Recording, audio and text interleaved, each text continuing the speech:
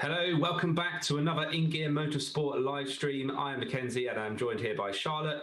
We've got rounds 3 and 4 of our GT3 Championship coming up for you tonight, and we're at the infamous Bathurst circuit, the famous mountain that's known to claim a number of drivers. And the guys have been practicing hard to make sure they can keep it out of the wall tonight, but we'll be watching closely to see if they manage it and who comes out on top. Charlotte, how are you looking towards tonight's activities? Yeah, absolutely. I'm really looking forward to it. I think when we was last here, it threw up quite a good amount of sort of different battles, and there were some shockers in the mix as well and things like that. So yeah, no, I'm really looking forward to it. It was close last week as well. Yeah, it was close. And I think what's been really interesting is that more than more, we've got battles developing across the pack of our main drivers in our InGear Motorsport group. So we had Chrissy and Dom Stallman, who are joint lead of the championship after rounds 1 and 2 on 22 points each. Yeah. Then Steez is kind of best of the rest in the pack after that, and but he's closely followed by the likes of Kidd and Murray and Price. So I think Steez has been getting quicker and quicker and quicker, hasn't he? And he's now right up the pointy end, whereas the other guys are getting to that point. But Steez just seems to have the little edge over them at the moment. So it's going to be interesting to see how that develops. And yeah, who doesn't throw it off basically around this circuit, isn't it? That is the thing. It's one of those where he who dares wins, but also potentially throws it all away. Well, we saw it with Dom, didn't we? The last time we was here, like I think it was a couple of laps towards the end, he lost it into one of the corners, kind of outbraked himself. Okay, it was a 90-minute race, but it'll be interesting to see. Yeah, we've not let him forget that, actually. Yeah, I know. I always bring it up. He's had that thrown at him a few times already since. And then we've got our newcomers who, some of them, they weren't necessarily new to racing simulator games or gaming online, but they were certainly new to our league, and some of them were new to the game. So we had Billy Page, and actually I just seen Holly said hello already, so welcome back. Good to see you've made it. And she said Billy's been practicing all week. So, yeah, sorry about that. That kind of happens. This is why I'm doing this, because otherwise I don't get to see Mackenzie. So, obviously, I enjoy the racing as well. But, then we had John Kidd, and we had Daniel Cedro in there as well. And then we had Logan Dennis and, Billy with the other team. Jack Taylor.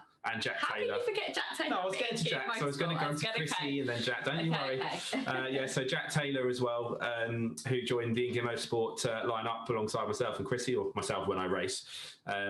Chrissy sadly won't be making it tonight, so as it looks at the moment, because he's not been very well all week. So a bit of a shame there, because I think... It's a bit like Stroll, isn't he? When you get a reserve driver in. A bit of a Lance Stroll. He didn't really fancy it tonight. But no, he has been very ill. So no Chrissy Palmer tonight, which is a real shame. But luckily, the drivers do get to drop one of the races in terms of the score. So everyone's worst score gets deleted, and that basically allows everyone to have one bad race or miss a race. Because, of course, you know, life is life, and sometimes you have to go and can't race or can't get on, or you don't make it, whatever. So that helps alleviate that a little bit for the guys. But yeah, for the newcomers, I was just going to make this point before we go into timings and things that... Bathurst, as we've already alluded to, is not an easy track at all, and this is almost going straight in the deep end. They've had one race to get used to it, and now they're about to do 2 30-minute races of Bathurst. So, really, really tough. You will soon see, if you haven't seen the Bathurst circuit, the Mount Panorama circuit before, we'll go right on board with some of the guys shortly, and you can kind of get a feel for how close they're running to the walls. And race cars don't fare very well if they do go into these walls, so they want to do their best to keep it out of it, basically. So we'll get to all that.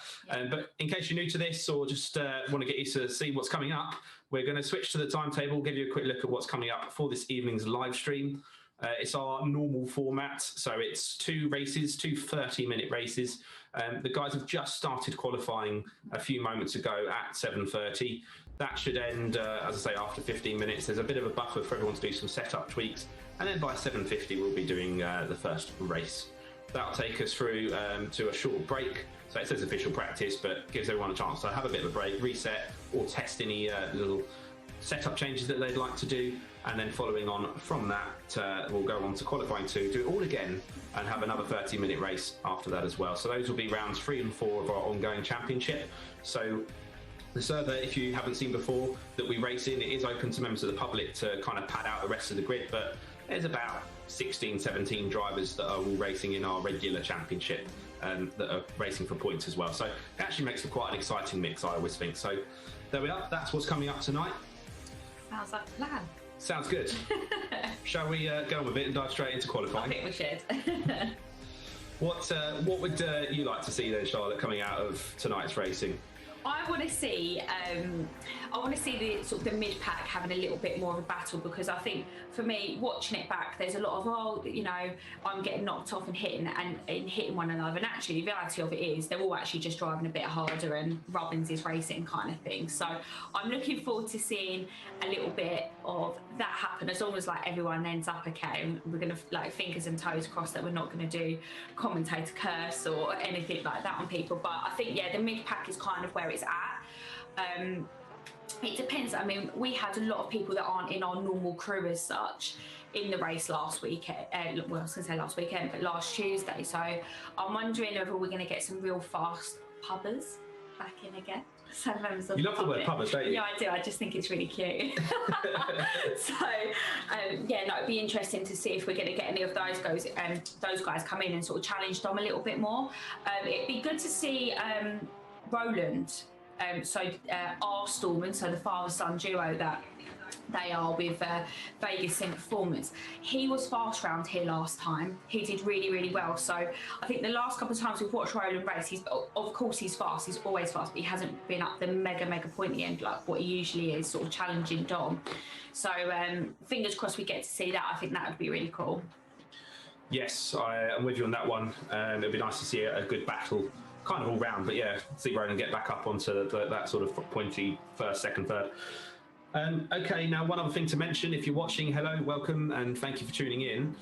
You can message us in the chat, whether you are watching this on Facebook, Twitch or YouTube. It all comes through to us here in the commentary box. We can see any messages, so please do say hello, let us know you're watching. I always say it every week, and it's that cheesy YouTube or streamer thing to say, hey, like and subscribe and message us and all that stuff, but it really does mean a lot, and actually it gives us something to talk about. We can talk to you and have a bit of fun while we're doing it. That's right, I'm just getting abused. My mum watches this every week. Hi, Claire. I just went, I'm very tired. You look it. Savage. Nothing more honest than a mother's love. Right, we better get on and actually have a look at this track a little bit. So as you can see, qualifying has 8 minutes left of the 15 minutes. It's around about a 2 minute and 2 to 3 to 4 second lap, depending on who you are and how fast you're going. So it's a very long lap actually around this Bathurst circuit. The track's based in Australia. Very, very famous circuit, and technically a street circuit, because when they're not racing here, it's a public road for people to drive around. So not many people get to actually drive on it in the real world. There's only a few events usually per year, so it's a really cool place to get the opportunities to race. We're watching Jack Taylor at the moment. He's the InGear Motorsport car, the sort of bronzy orange Porsche that you can see. But what would be good is if we could jump higher up the grid and see who's at the sharp end, so first, second, third. We can get a bit of a feel for who's set a lap time. One of the things you have to be careful of, even in a 15-minute qualifying, is actually setting a lap time in the first place. Because if the drivers run a bit wide, if they crash into a wall or anything like that, lucky for them because it's a game, they don't actually hurt themselves. But what they do happen to have is an invalidated lap time, so they can't count that, and they have to start it all again. So they can jump back to the pit lane, again, lucky for them because it's a game, they can teleport back to the pits and try again, but they still have to do that 2 minute out lap and 2 minute flying lap. So not actually a lot of opportunities for a flying lap here. And the sensible drivers are the ones that will just bank a pretty good lap time, pushing like 85-90% as hard as they can, and then try and go for the faster one. And at the moment, that was Danny Price, and as I said, it de-stormed across the line with a 2:02.5. It's looking good though, isn't it? Yeah. So Danny Price only 4 tenths off of Dom Stallman at the moment, which is cool. Michael Curran's back, by the way. I can't forget to say welcome back to him. He was right at the pointy end of our GT3 series that we were running a month or so ago, or came to a climax a month or so ago. One of the many Scottish drivers that seem to have found their way into our InGear Motorsport Discord server. So good to have you back, Michael Curran. See what he can do tonight in the Bentley. Bentley's a strong car around here, big throaty V8, loves the long straights of the Bathurst circuit. Again, a reminder, if you're watching, say hello. Seen a few people joining in, but not many messages yet. So yeah, let us know you're watching, say hello. Who's your money on tonight? What are you looking forward to seeing? And let us know if you've got any questions, and Charlotte and I will do our best to answer them. In race control tonight, we've got Mr. Ben Meikle back again, probably drinking some Monster like he usually does.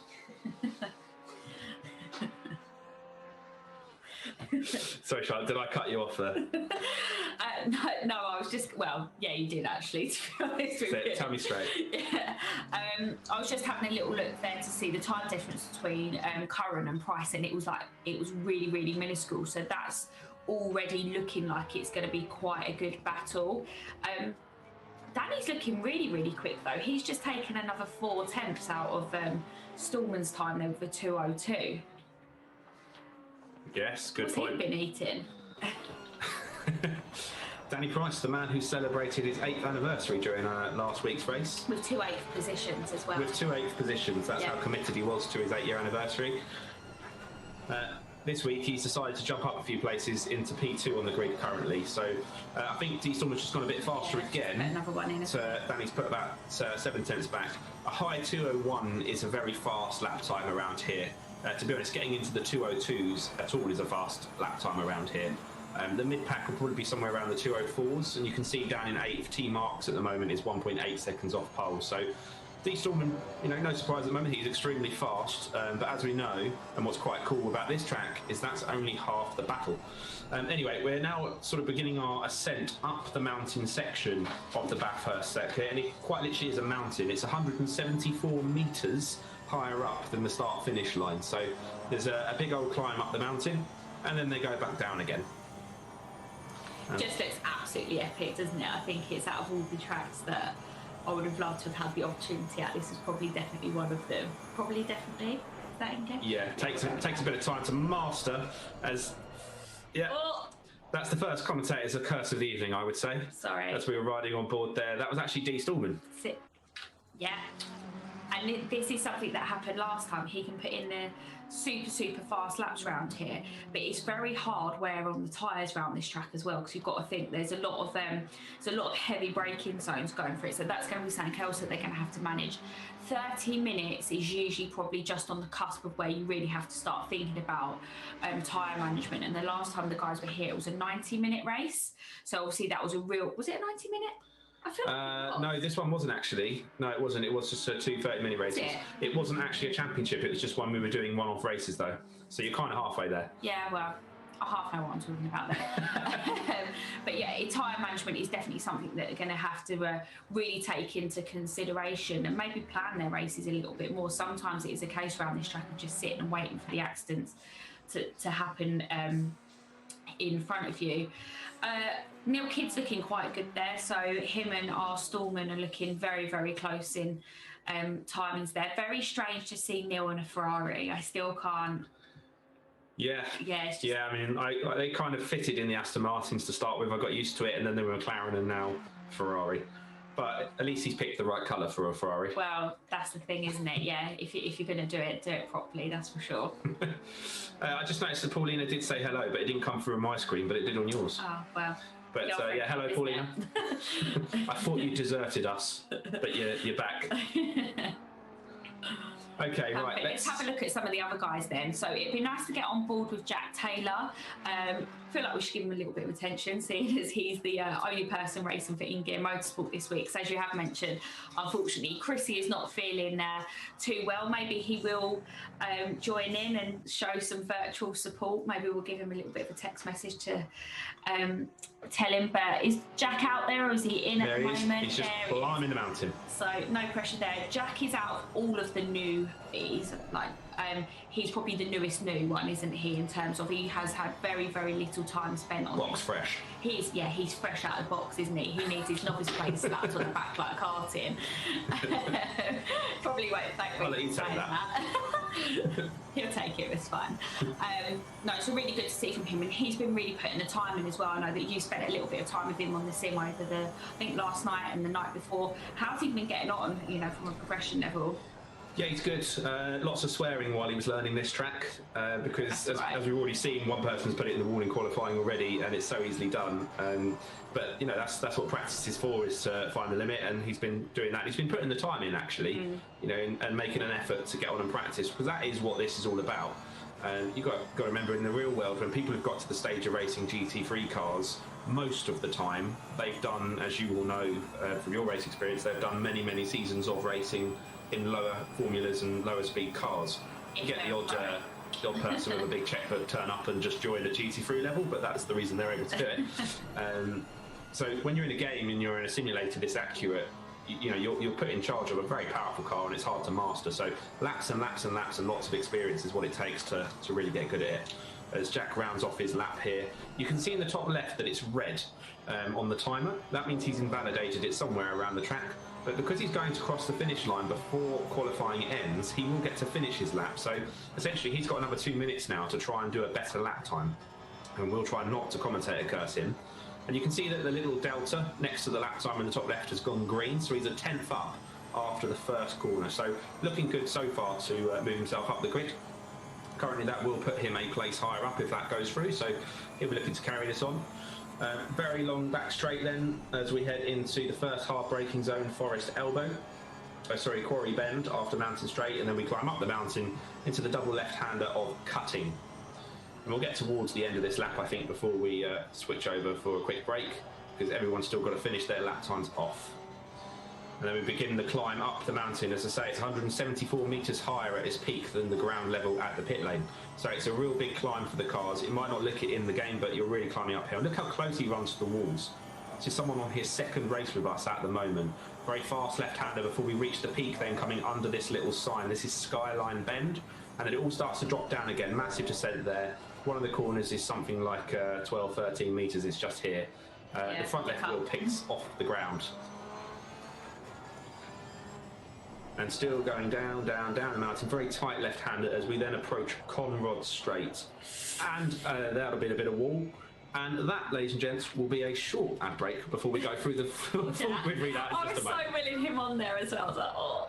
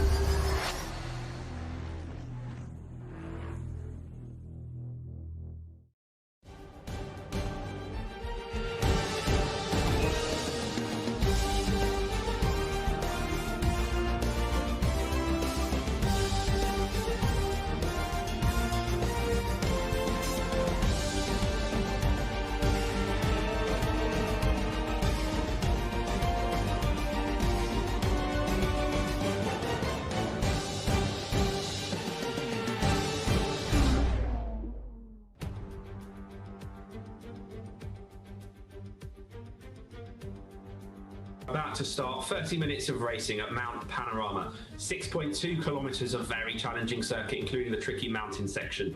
Drivers have just finished qualifying, so let's go through the grid order so we can see who is where on the grid. But I think it was D. Storm that managed to take pole. I see Clemson has found his way up there into second on the grid, which is fantastic effort from him. Also in a Porsche, he loves this track. Danny Price, really strong showing from him in third place in the Ferrari. And then Michael Curran in the Bentley. So three manufacturers in the top four. Roland Stallman down in fifth. Heath up in sixth. That's a strong qualifying from him, and he goes well round here. McLaren's quite good over race distance, easy on his tyres, so keep an eye out for Heath. Kidd in seventh. Then we've got Lashy in eighth. Marks in ninth. Phil Binger in 10th. Billy Page has got 11th place. That's his second qualifying here, or second track with InGear Motorsport, so well done to him. Murray down in 12th. And let's pick out some of the other regulars in there. Jack Taylor's in 14th place for InGear Motorsport. Nice job again, based on the limited experience. Steez, I reckon, didn't get his best lap in because I know he was as quick as Danny Price and Clemson the other night. So Steez will be coming through the grid down in 15th. Kidd also in 18th. I would have expected to be a bit higher up, so he'll be coming through. Daniel Cedro, 16th, nearly missed him. He's one of our new ones. Mentioned there in P18, not Neil Kidd, so we've got the Kidd brothers now. Yeah, both kids. So John Kidd down in 18th, Sharman and Gillick 22nd, 23rd. Right then, let's get on to the racing because it's only a one corner formation period. D. Stallman actually slowing them right down there, which is very sensible because he knows how tricky it can be with this. Lights will go green any moment and then we will be racing.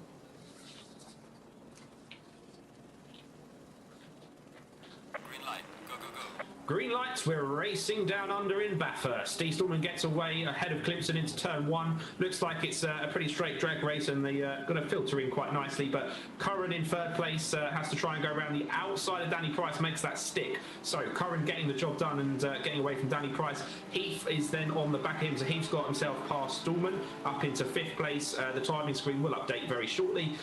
It's not quite like F1 where it updates constantly. It's about every sector, so that will change in a moment's time. But the top 4 got away nice and cleanly, which is a good start. But cars now on heavier fuel loads, on colder tyres and brakes. We've got to tackle the mountain for the first time. This is where I'm going to potentially cross everything that I have and hope that we don't have a massive pile up. Yeah, absolutely. I think that was a pretty clean first corner there. Not actually what I was expecting, honestly. I think Dom did a really good job there, just backing everyone up. So it was a sensible pace going into that first corner. We want to make it through to the end of the race, really, don't we? Yeah, absolutely. Curran looking like he's gone in a bit early into that corner there and lost a little bit of time to Price on the way out as they drop into Skyline for the first time, beginning the descent back down the mountain. But currently there, D. Stallman hangs on to the lead, followed closely by Andy Clemson. Michael Curran in the Bentley in third, dropped back by just a second or so. Ooh. Brushing a wall there potentially. Yeah, sorry, that was I think that was Heath there that's brushed the wall. He was looking a little bit sort of erratic there on a couple of the corners going through. Yeah, so I think just a little graze there of the wall, but I think he shouldn't have too much damage, settle back in, and he'll be back on the tail end of Danny Price in no time, I think. Yeah, and if not, he's got a rear mirror full of Roland Stallman at the moment, who'll be looking to try and regain 5th position. Roland Stallman's got Lashley and an Audi behind him, a real mix of manufacturers in the top 6, 7, 8 actually, which is good to see. And then Neil Kidd, the Abashiba garage car, behind Danny Price, who looks like he might have just spun. I think that was Danny Price. Didn't look like he had anyone too near him that would have caused him to spin, so I think that may have been self-induced, but I'm sure we'll find out at some point what that was. Yeah, I'm actually just going to do my old thing of jumping into Discord chats to see if I can hear what's going on. As I just heard Amazon Alexa going off in the background in our commentary box. That wasn't an extra commentator, that was her. I'm not going to say her name again. Okay, so D. Stallman then rounds out lap 1 with a 0.6 second lead over Clemson. Clemson a really strong showing so far, actually, from him. And then Curran in the Bentley in third. Again, not with us for the first rounds, but now here for round 3 and 4 onwards. Thanks to the drop scores, he's very much going to be competing for the championship. Very fast driver as they go through the mountain once again. It'd be good if we could actually ride on board with someone for this round. So we say I think we should Roland Stallman. Yeah. Bit of German precision through the mountains, always fun to watch. So we're chasing down Heath at the moment. Billy Page, I've just noticed, is up into 8th place, starting from 11th on the grid. So well done to him for the team Cupid Shunts in the Lamborghini. We haven't mentioned the team championship yet, but we'll worry about that in a moment's time. Let's get the first few laps out of the way before we go into that. Looking a bit cautious there, Roland Stallman, as we come down the hill. Roland racing for Vega Sim Performance, along with the current leader, Dom Stallman, father and son team. Chasing the Bentley of Heath. That brush with the wall doesn't seem to be slowing Heath down too much at this moment in time. Yeah, I think he got away with that. I think he was quite lucky. I think from what we could see on the camera angles there, it was literally just him grazing the wall. And I don't think he had to pay for it twice there, Mackenzie, if we want to do your favours there. Always trying to call me out. Well, you never know. Yeah, these cars can take a bit of a knock without damage, but I think he's got away with it as Lashley's looking a little bit dangerous on the rear end of Stallman. That was so close to a bit of nudge, but well done to both of them there, or particularly Lashley getting it stopped. I think Stallman potentially went in a bit deep just to hang on to that. Okay, we've dropped back a tad here then. Clemson is 1/10 off of D. Stallman. We definitely want to have a little look close with that. Whereas they cross the finish line, it's 4/10. So if we jump a few cars forward, please, Mr. Race Director. Hello, Phil, by the way. I saw you snuck in there just as we started the race. Welcome back, my friend. So, Porsche on Porsche. Not much distance between them there as they begin the long mountain straight down into the heavy braking zone of the Forest Elbow. Corey Bend, I do that every time. And then we begin to climb up the mountain again. Curran not ready to fully say bye to them yet, hanging on to that sort of 1.5, 1.6 gap to the leading pair. Yeah, strong showing from Clemson so far, chasing down Dom. Yeah, he's doing really well here because Clemson usually Dean Stallman usually has a habit of within the first 2 laps. It's usually the 3rd lap that he just seems to put the hammer down and all of a sudden put a massive gap on. So if Clemson can just keep on with and Dom's gone off into the wall! Oh. And he's took Andy out of the process! I don't know how hard he hit Andy there because it went a little bit messed up on our streams. I mean, we really commentator cursed that because we called out that could happen before the race. Andy looks like he's hung on to the lead, but I don't know. It's really hard to tell the way that played out, whether he took contact or not. I don't know if Ben could tell me in my ear any different, but yeah, okay. So I think Andy did get clipped quite hard. You can see actually the bonnet looks like it's poking out a little bit. That Porsche doesn't look happy.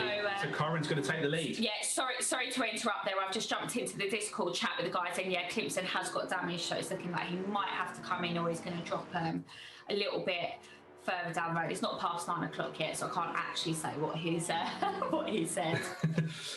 Oh, and Heath making a bit of a cutback there through the fastest point of the track on Conrod Straight to make that move done.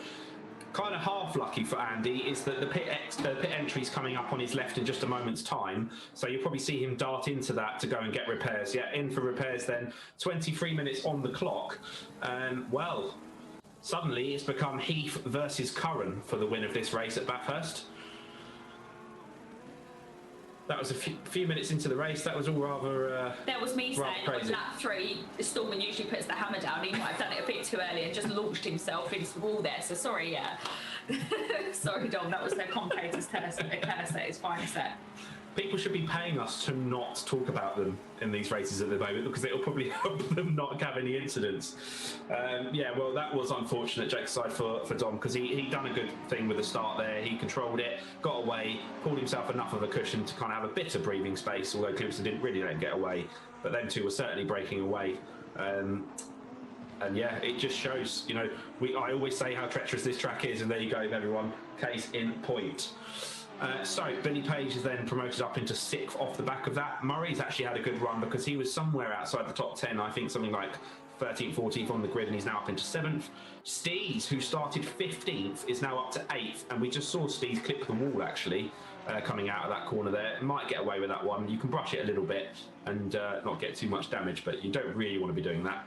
All over the back of Murray then. I think let's watch Steez is on board for a moment and get a feel for what it's like to chase down Murray in the Ferrari. You can see there's not much overtaking space through that mountain at all, so you've kind of got to get a run on the way out if you can to then make a move after this long Conrod straight. I'm still a little bit in shock over that one. Did Logan Dennis make it on for tonight? Have we seen him? I'm just having a chuckle with the guys saying in the Discord chat.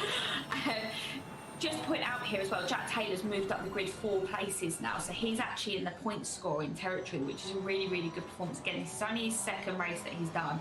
He's worked really hard at it over the last week as well, so if he can just latch on and get a little bit closer to Danny, so it's about a 3-second gap there between him and Danny Price. Danny's actually a really good person to kind of drag Jack up the order and keep them with the pace there. Yeah, good point. Good point. And yeah, on the subject of points, they do go down to 10th. So he's now in the points, 3 championship points for 10th place. And he got the Driver of the Day championship point last week, which is from everyone watching, voting in chat for their favourite driver.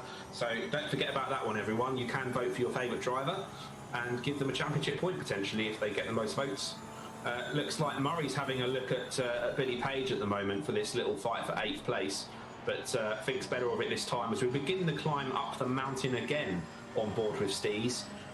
Real nice close racing and precision with these guys. It's so difficult to follow cars this closely on the line as Murray outbrakes himself a little bit and tucks back in behind. I almost think that was him giving Steez the place rather than holding him up. No, it wasn't. Yeah, again, just him here. He outbraked himself a little bit. He knew there was no point fighting back, so he kind of just said, look, go through, and then the battle will continue. And I think this is what we talk about this a lot off of the commentary and off of the camera, but you start to see how people race and you know who you can trust and you know the characteristics of it. And again, that's why the communication within the Discord chat is, you know, not too much communication, but it is important in order for everyone to finish their races. Yeah, good point. And free to join the Discord chat, as you saw in the ad, so everyone can come in and join in and chat to the guys while we race during our live streams. They do tend to funnel themselves off into different boxes. Now, I've just noticed that poor Jack Taylor's just sat on his own, in his own little quiet chat room. But actually, when you're not in a team, that's sometimes the best place to be, because you can just concentrate. But yeah, the teams are all chatting to each other. It looks like the cars ahead, potentially third, fourth. That's a little battle about to happen.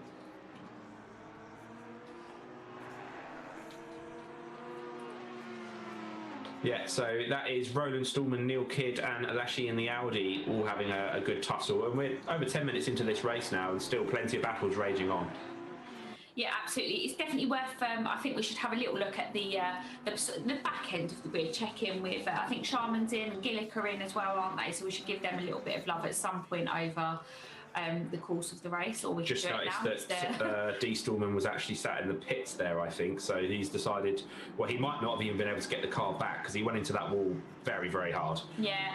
Now, if we look at this from a championship point of view, as you were mentioning earlier, one round or one evening can be used as drop scores. So this could potentially work out very well for Chrissy in the championship standings, because he's either going to have to drop another round, or you make the assumption he's going to drop this round because it's a DNF. Yeah. You know, so it's actually, it's probably evened out the championship standings a little bit. So maybe bad for Dom, good for the overall championship. Quite likely, yeah. And it keeps it close for us watching, doesn't it? The other benefit we have is a double points last round race. So that means it's extra important to be doing the last round. So that's one you don't want to miss, which will be 90 minutes of Zolder. So big curves at Zolder, that can go wrong very easily as well. So there's Gillick then, one of West Midlands Motorsport, West Midlands Racing, along with Heath and Sharman. Didn't see Gillick last week, I don't think, but he's made it back this week with the monster-branded McLaren. Clemson then, after his pit stop, dropped down to 21st place ahead of Vilbach and Daniel Cedro, although it looks like Cedro's just dropped down a place or two in the standings as well, who's also one of the new ones who's joined recently. Driver from the Czech Republic. So we've got the Stallmans from Germany, a few of the guys from Scotland and England, and yeah, Czech Republic in there as well. As Gillick begins his descent down the mountain. Where's John Kidd up to? I think he was a couple higher up there. Sharman down in 23rd. Oh, and who's that facing the wrong way? I think that was John Kidd. That was John Kidd. Oh no, commentators. Straight back. As we clicked onto John Kidd crashes and goes to the pits. Who dare we click onto next? We could get a bit tactical here. That we should be open to payments and bribes, yeah. I mean, if we look at this battle here, then the top bunch is pretty much covered by a couple of seconds. Yeah. You know, and it's a long circuit, but there's and you kind of find that with long circuits a lot of gaps build up, but there's a lot of short, tight, twisty sections that almost bunches it all back up again. Awesome camera view there. Yeah, literally millimetres off the wall. So, current running order then is Michael Curran is in the lead. Then you've got Cahey for West Midlands Racing in second. Roland Stallman for Vega Sim Performance in third. Neil Kidd for Sheba Garage, first Sheba Garage driver in fourth. Lashy fifth. Billy Page for the Cupid Shunts in the Lamborghini is in sixth place. Very accurate on my pronunciation with the Cupid Shunts. Looks close between Stallman there and Kidd. Yeah, sorry, yeah. Stallman there was looking a bit tight. Again, just getting fed some information from my ear. It might be worth getting on the back bumper of Billy Page or going in car with Steez just to see what's going on there, because Steez is only 2 tenths off of him. We probably know, if we're being honest here, Steez is a little bit quicker than Billy, but Billy's doing a fantastic job of holding his track position at the moment. He's making it very, very hard. Yeah, doing a good job in the Lamborghini as well. It's not a bad car around here, but it's certainly not generally the strongest car around the Bathurst circuit, so he's making that work tonight. In fifth place now then, does that mean something else has just happened that I've missed? So Curran, Heath, Stallman, Kidd. Yeah, Lashy has just left in the Audi wherever he went. So they're dropping like fries as Steez goes into the back of Billy Page there. Can he stop that from going in the wall and rejoin the track? I think he can. Now you'll notice that Steez actually could have probably gone back past him, and he didn't. He backed off to let Billy stay in front there. That would have definitely been an accident. But Billy just touching the grass. Please don't hit the wall too hard. He manages to carry on there. I mean, was that caused because of damage? Oh, Jack Taylor just clips him on the way out. Absolute bedlam at the last corner, known as Devil's Corner, believe it or not, as well. That's a Hell's Corner. Yeah, that's a massive shame there for Billy. I don't know whether that second incident there that happened with him was caused because of damage because of Steve plowing into the back of him. Whether Billy was meant to brake there or not. No, I saw a wheel go onto the grass. Okay. Sadly, yeah, he dropped a wheel on the grass, just caused the car to go around. I also wonder whether Jack Taylor picked up a lot of damage from that because he just hit a stationary car essentially. Yeah, that's gutting for him. He's having such a good race. Last week, you know, bit of lack of experience I think cost him and dropped it himself. But that time, I think he just got a bit flustered after getting hit. And yeah, don't forget as well, he just ran off the track from getting hit. His tyres were dirty. And he would have had less grip because of that too. So, yeah, Steve's will definitely be. I'll be amazed if he doesn't say sorry about that one. But equally, you know, we saw Dan O'Brien do that last week, lock up under brakes and just not stop it in time on Danny P. So, yeah, a bit of an unfortunate one, that one. But then still, the battle for the lead is actually heating up between Heath and Curran. And Heath actually posted a remix of a song that he liked in Discord earlier, and I kind of made a bet with him that if he wins a race, that I'll make an edit for him of a video with that song. So suddenly, look at that, he's fighting for a win here. Ooh. Just please don't do anything silly, guys. Going through here. Yeah, and this is where experience is going to come into it. Always he goes straight under. Oh, but that goes on the grass. Himself off. So this is where Curran's got to be really careful. Yeah, absolutely. Yeah, getting a bit on there for a minute. I looked away for a second and I hit Mackenzie. You hit me and I was like, what's going on? I looked away to see that Leo has said hello on Twitch. Hello, Leo. Yeah, we've been welcome to InGear Motorsport stream. Phil's been on there. How are you all finding the race so far, everyone on chat? What do you think? I'm having a good time. Are you enjoying watching it? Sorry to interrupt there, but what this has done, this little incident between Curran and Heath, so instant, non-instant kind of thing, it was just Heath just went in a little bit too hot, run off wide, really safely joined back on the track. That was perfect. But what that has done is given Stallman a chance to latch right onto the back of him, and Neil Kidd is now all over the back of our Stallman as well. And we know that Kidd is very good at not throwing it off. He's very tactical. He sits and watches and waits very cleverly for the carnage to unfold in front of him. And he's done it before. So, yeah, clever by Kidd. Yeah. But Hansel and Gretel just following the breadcrumbs. Does that work? Wow. Does that work? That's the next cheesiest one. I feel like at the end of each championship, we're going to have to do like the cheesiest quote award for you. not the driver of the day. Oh, Leo now says hello on YouTube as well. He's on Twitch before. Leo, if you're watching across multiple channels and getting our view count up, I love you for that. Thank you. Yeah, don't forget, guys, share it on Instagram and stuff like that. I've actually, I've decided today not to Instagram all the live stories and stuff because there's just always too much going on at Bathurst. So I've decided to just fully concentrate just on it as well so far. Yeah, because there's a hell of a lot going on. We were trying to procure our replay man, George, in the background for tonight as well, so we could have replay functionality for tonight's stream. But we're pulling him. Apparently, had to go to the gym or something. Got his priorities all wrong. Probably on a date. Or he's on a date, yeah. But yeah, I mean, we're all doing this for fun, so can't moan too much. So Heath then has a 1.6 second gap and 11.5 minutes to put it back in after that little battle. I think that was probably a skirmish of what's to come. We've got unfinished business there. And I think he will. Yeah, I mean... Can we... Sorry to interrupt there. Can we just jump on the back of... I'm going to shut up for a second. Danny Price was having a look at Murray there, but no, carry on. Yeah, no, I get the feeling from what I'm hearing in my ears that there might be a little bit of something going on with Neil Kidd and Murray, but stay on this, Ben, stay on this, because I absolutely think that Danny Price and Murray are, bear in mind, they're both in the same team, so they're both under the Sheba Garage banner as such, they're teammates, they're going to be working together here, but yeah, this racing's getting pretty close. Danny's only 4 tenths off of there, and I'd really, really like to see Danny have a really strong result after a couple of rounds of bad luck over the last few weeks, so I think it would be great. Yeah, we were actually talking about it earlier, weren't we? How you know the last 90-minute race, Danny Price got spun off and then smashed into by somebody else. Last week he got taken out again, no fault of his own. So it'd be nice to see him get higher up on the finishing order as well. Phil just pointing out that when Phil commented, go Heath, Heath then went off, so Phil's now shutting up apparently. Chloe's back as well. Hey Chloe, Jack's doing really well. Well, he's doing really well, isn't he? Was doing really well. We did a bit of commentators cursed on him, as well. So. Well, he hit a car that had already had a crash, sadly for him, if you didn't see it. But he was going really well, he was really, really quick, up into the points, in fact.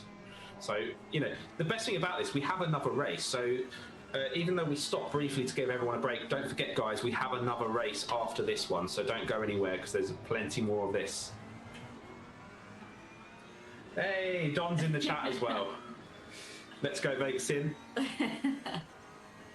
Don, actually, well, I kind of know what happened, but give us a little type out in chat of what happened from your point of view. Yeah, because we had the camera on you when it all kicked off, and I was saying how usually on lap 3, that's when you put the hammer down and just pretty much send it and disappear into the distance. So sorry, I feel like I gave you a commentator's curse there. Yeah. This very much looking like the closest battle in the top 10 at the moment. You've got Steve's 2.6 seconds behind Danny Price, who's the car that we're watching kind of from Murray's car at the moment. So the two Ferraris, closely followed by a Porsche. Don says, don't ask.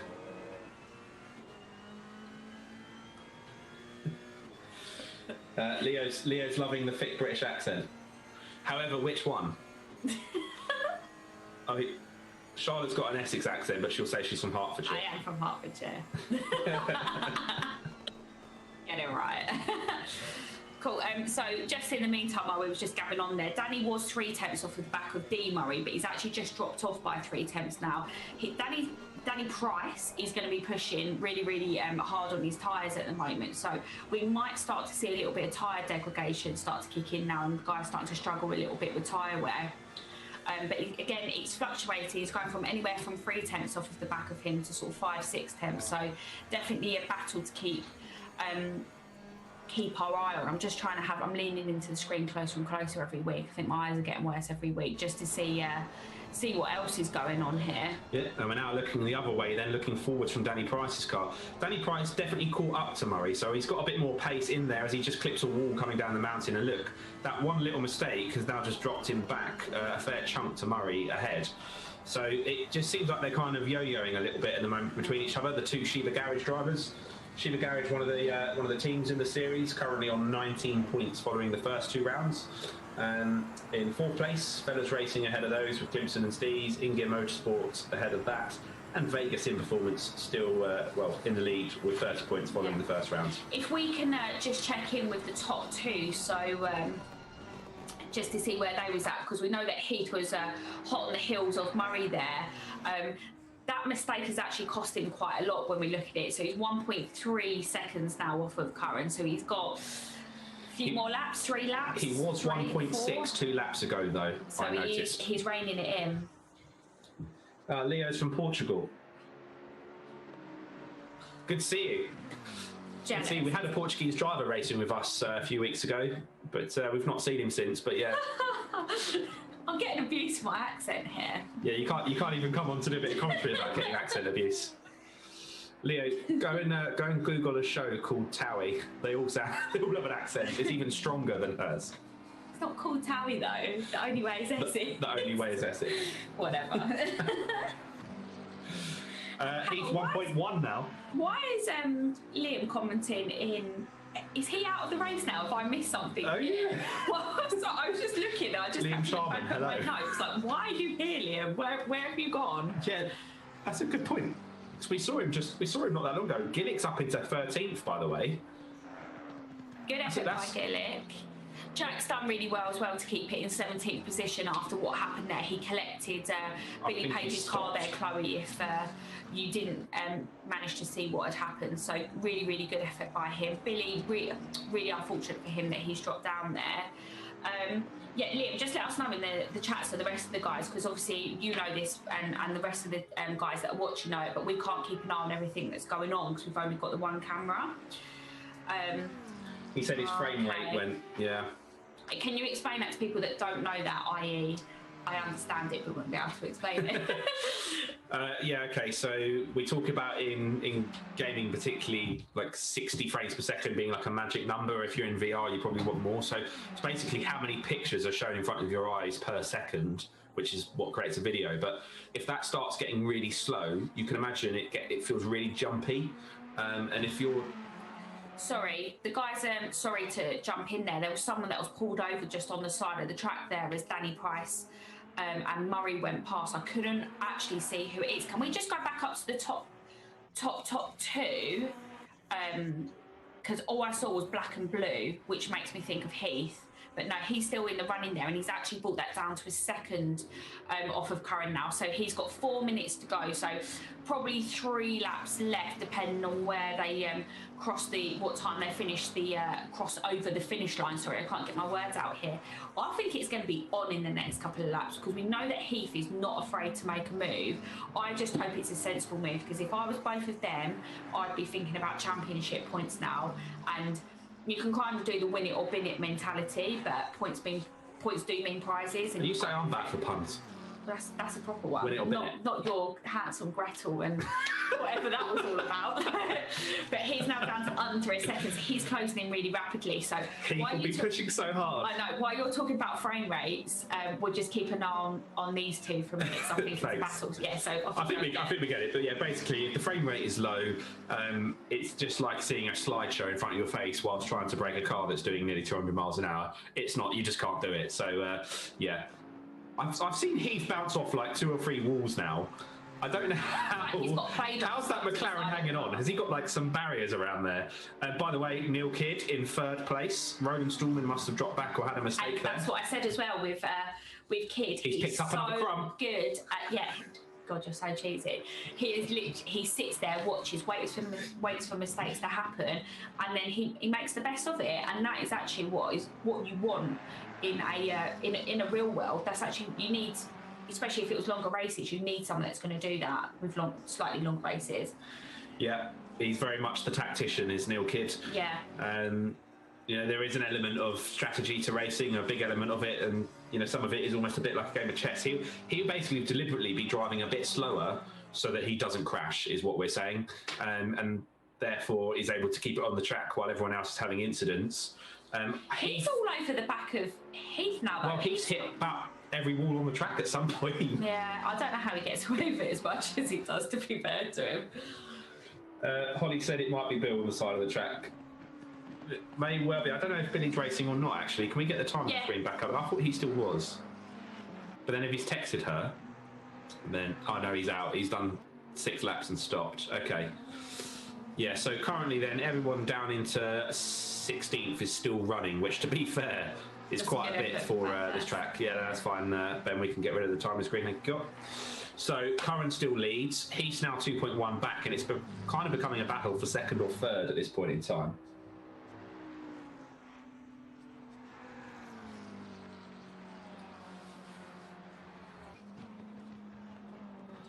So we've dropped down the hill through a skyline once again. Heath trying to stay away from those walls. I don't think he's got many lives left, as he's now got the red Ferrari of Neil Kidd coming all over the back of him. We've seen it many times the other way around when Heath's coming up behind Kidd or some of the others, but we've not necessarily seen Kidd approaching on someone else at the end of a race like this.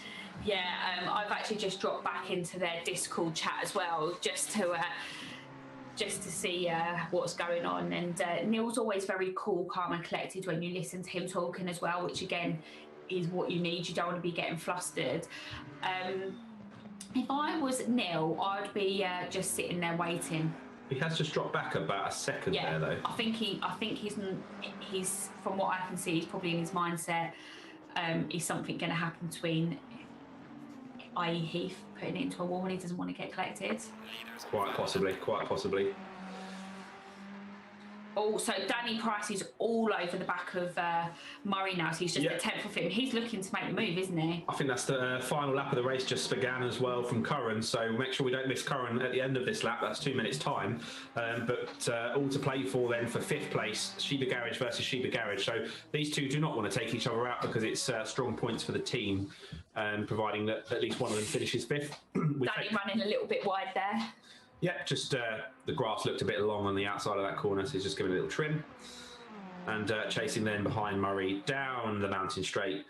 And I'm going to get it right this time into Quarry Bend, beginning the ascent up the mountain for the final time in this race. And Leo, thank you for that. We will take it on board. We're constantly playing around with all the settings to see what we can do with this stuff. But when did we start this now? We started back in, was it March or April?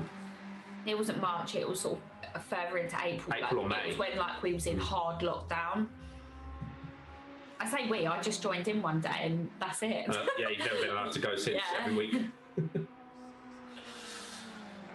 So, Kidd is 0.9 off of Heath. Probably not anything he can do about that as they round out the end of the lap. Murray is half second then, or it looks a bit closer now off the back of Price. Price off of Murray. Steve 6 seconds back off of them. Kruger behind them. Kruger's been in our server a few times before, but he's not actually one of the guys that's registered for the championship. Okay then, well, race leader rounding out his lap, Michael Curran in the Bentley.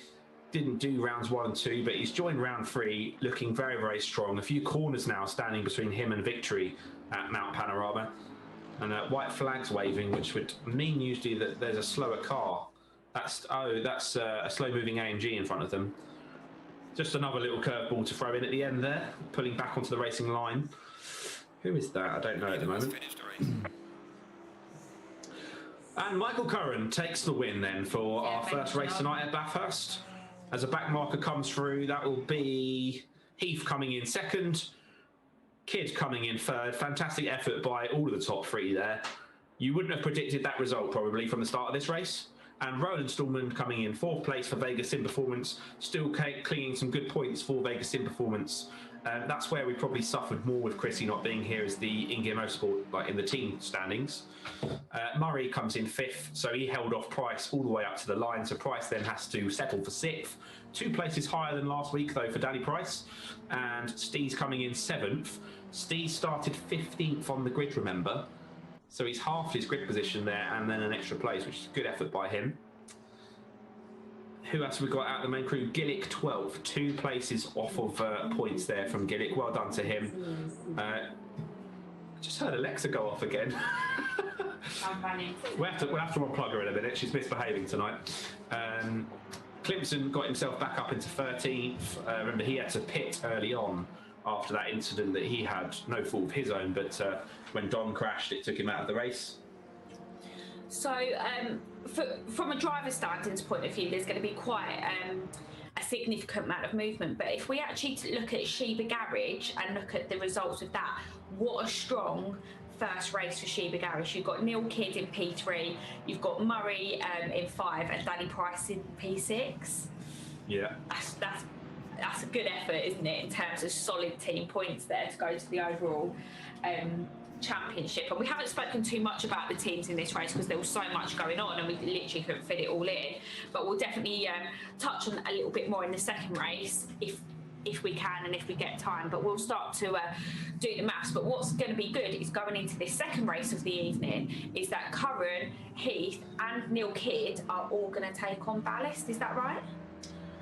Yes, good point. Do you know, I was just thinking about the fact that Don had ballast in that race, but now all of these guys, so Don and Chrissy will both have no ballast now. Chrissy hasn't raced, so he hasn't finished off the podium, so Chrissy will still have ballast. Don, however, will lose his ballast for the next race. So that means that, like Charlotte said, the top 3 will have ballast now. So Curran will have ballast, Kidd will have ballast, and Heath then from second. So it's 15 kilograms of ballast for first place. So that will go to Curran. 10 kilograms of ballast will go to second place, being Heath, and then third place Neil Kidd will pick up. I have to remember there's 2 kids now. Neil Kidd will pick up 5 kilograms of ballast. So if that's a new concept to anyone watching, essentially it's called success ballast, and a number of championships do it in the real world. The drivers that do well get some weight added to their car to essentially slow them down to level out the playing field across the pack. So that will just make it a bit tougher for those guys in the next race. Really, it shouldn't make too much of a difference. Even 15 kilograms isn't that bad, but it's enough that you might lose a tenth a lap at most, I would say, around a track like this. But yeah, it just makes braking a little bit harder, acceleration a little bit harder, and just generally slows them down that tad. That stacks up race on race up to a maximum of 50 kilograms unless they finish off the podium. So, as I say, D. Stallman started that race with a little bit of ballast. That will now come off because he's had a DNF and not finished. He will then basically get that wiped out and start back on zero. So he's actually looking very strong for this race too tonight, as the others have ballast. That would have been helping Clemson hang on to him a little bit in that first race as well. Clemson was also in a Porsche, but 10 kilograms lighter. So just make that 15 kilograms lighter. So it makes it that little bit easier for them. Phil said that Kirk would finish high up, and he did. I really had my money on Kirk for that at one point. I thought he was going to come through, but just wasn't quite to be. Charlotte sat there with her lips tightly sealed. I think, I didn't. I thought what was going to happen happened with that. I think, that's what I thought. I thought there was going to be maybe a move at some point that was going to push it on a bit too much and overcook it, and then was just going to kind of let P1 sort of get away basically. I just saw something in the in-game chat which was really nice. It was Billy Page saying, "I don't know what happened there, but I hope I didn't ruin your race, Steez." And of course, it was actually Steez that messed up his braking a little bit and went into the back of Billy. So, really nice bit of sportsmanship there from them guys. So don't forget then, everyone, that we are going to be back with another race very shortly. So we're just going to sit and have a little chat about everything that's just happened, because that was pretty mental.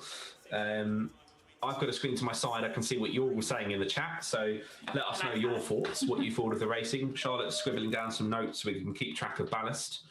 That will shake up the championship a little bit as well. We post the results on our social media channels throughout the week as well. So you can literally follow InGear Motorsport on Instagram, on Facebook, Twitter.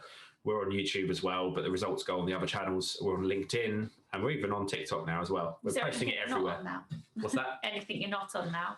I don't know. Maybe we'll set up a Reddit, shall we? see what else we can find.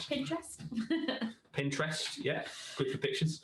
But stick to the main ones. Come and give us a follow and chat. We try and post as much as we can and keep the results and things up there. So if you were actually following along, you want to know the points and who's where in the championship, you can do all that stuff as well. Phil said that he was saying 2 weeks ago he was looking forward to this track. Yeah, I know. We actually first done a race here with Heath a few months ago. That was kind of when he first joined our Discord. It feels like he's kind of been part of the furniture now for ages. Yeah, I feel like he's been with it for ages. But yeah, I guess in the grand scheme of things, maybe one of the newish or newer people. I kind of want to chat to him, actually. I think, should we see if he's up for a little chat with us? What do you reckon? Yeah. Okay, so we'll see if we can get a hold of Kay Heath, everyone. But it's basically 5 minutes left of a practice session for everyone just to rest or try out a new setup. And then we'll be going into qualifying. I'm just going to put him into our Discord chat with me and Charlotte. Ooh. I have to just drag him up one by one. There we are. So, Mr. Heath, are you there? Good evening. Good evening. Can you hear me? Fans are watching. Yeah, we can hear you fine. Can you hear me? Yes, I can, loud and clear. Good stuff. Oh, I thought I was going to have to make you a video edit sometime very soon, mate. Oh, mate, I was like, when I went for the dive on Current, I was like, here we go, I can hear Metallica already.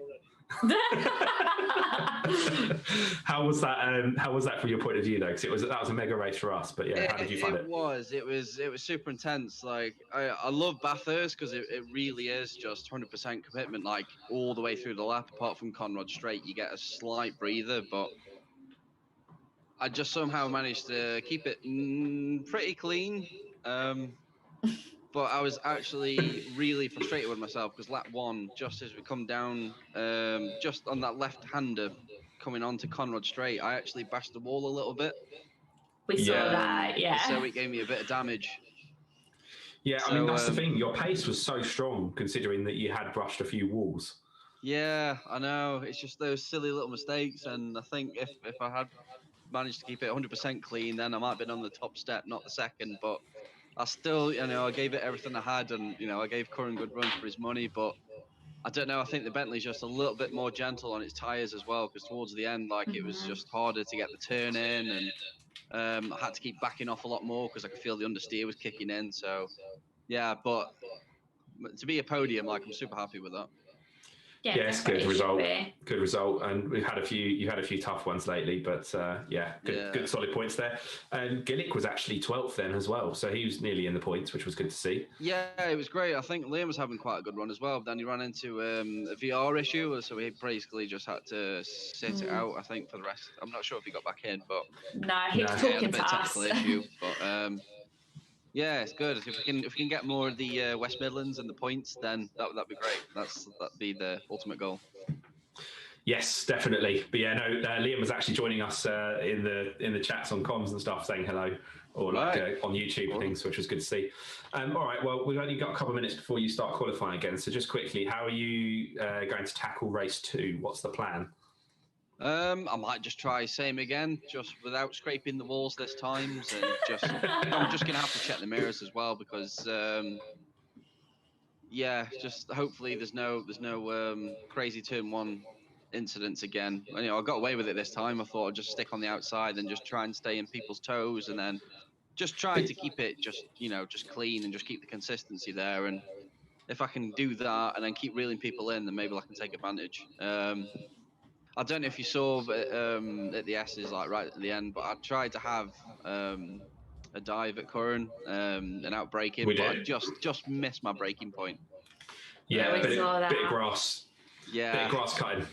Just about got away with that, and then a couple of other times. So it's basically I've just got to be on it and just watch my throttle control, make sure that tail end doesn't kick out.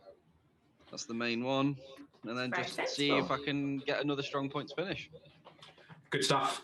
All right, mate. Well, be rooting for you. Well done. And we will potentially talk to you later. Well, I'll certainly talk to you later. I can't wait to watch this one back, I'll tell you. It was a good one. We just watched Sharman spin on our commentary screen, actually. Oh, dear. 360. But anyway, I will put you back down and I'll speak to you in a bit. Cheers. Have a good one, guys. There he is. That is Heath gone. I'm trying to figure out where we're getting double audio from somewhere, but never mind. That's a Benny problem. Race director Ben in the background there. just shouting in my ear. Okay, what we got on chat? Next race, Liam's back. Yes, Phil, he is indeed. Who's your money on, everyone, for race 2? Let us know. I'm not sure whether... Do we think D. Stallman will keep it on the track this time? Do we think he might pay for the mistake twice?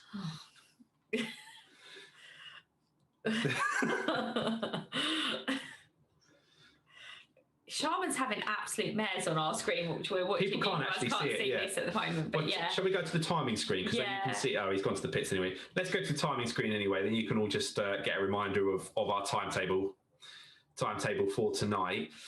So as I've continually said, it's 2 races for our championship, so they score points in both of the 2 races.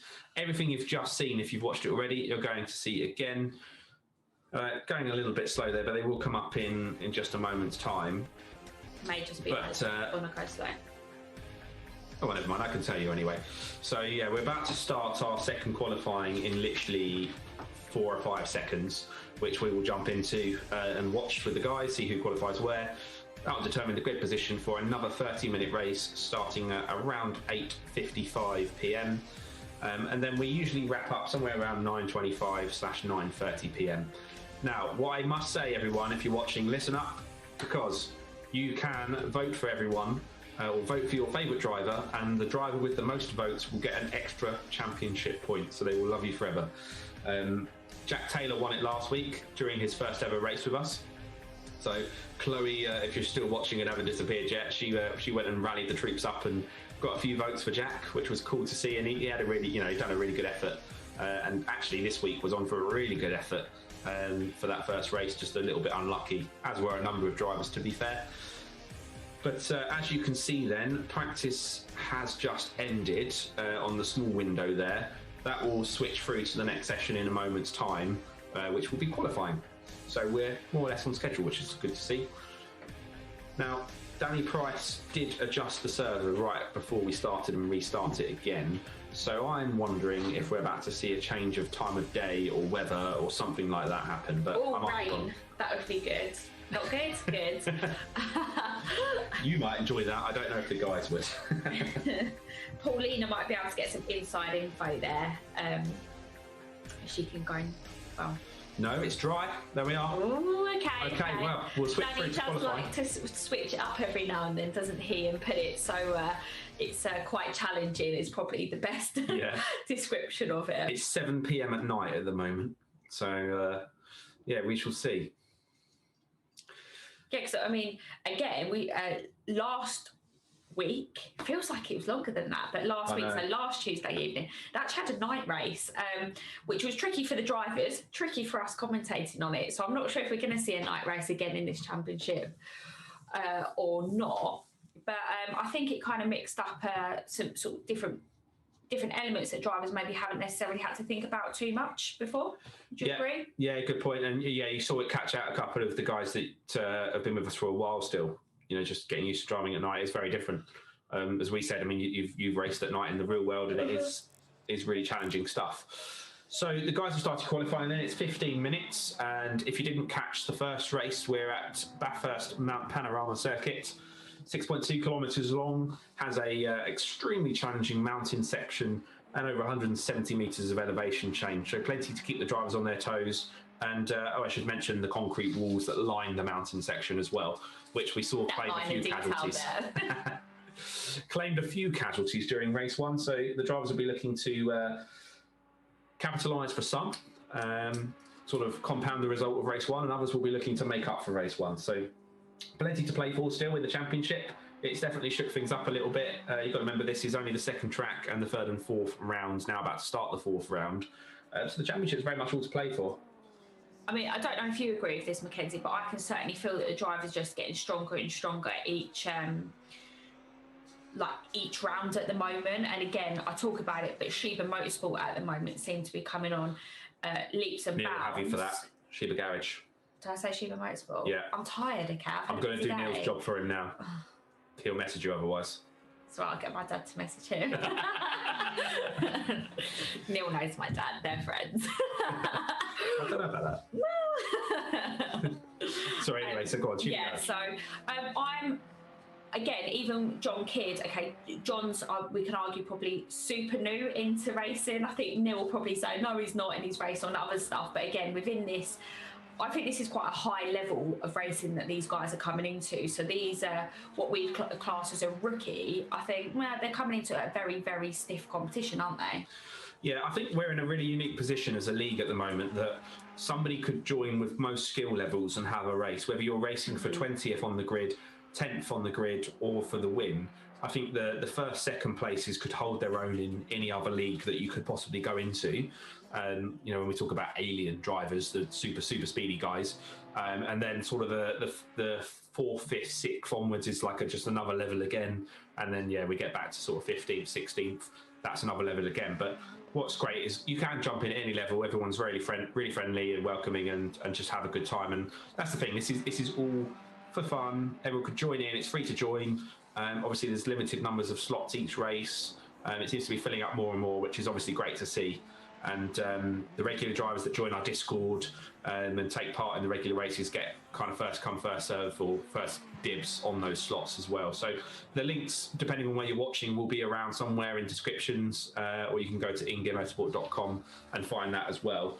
And also, if you're on social media, whether it's Instagram or Twitter or whatever, send us a message, use the hashtag InGear Motorsport or tag at InGear Motorsport on Instagram in a story, and we'll share things up and you know, engage as much as we can and all that as well. So we're 10 minutes into qualifying 2. The first man to put a lap time on the board is Neil Kidd. So 2-minute 3.2, not the fastest time, but as we said in the first qualifying, just having a time on the board sometimes on this track is so important because it's a 2-minute lap, which means a 2-minute out lap and a 2-minute flying lap. So you're 4 minutes in before you even had a chance to set a lap time. And a 15-minute qualifying, you can do the maths there, you don't get many laps. So it's really, really important that you make every lap count for qualifying here, as much as you want to push as hard as you can. Holly said that she's all set with a cup of tea the size of her head. Okay, this is one for Leo. I was just having a quick look at my Facebook and my Facebook memories, and it was actually this time. For who, Leo?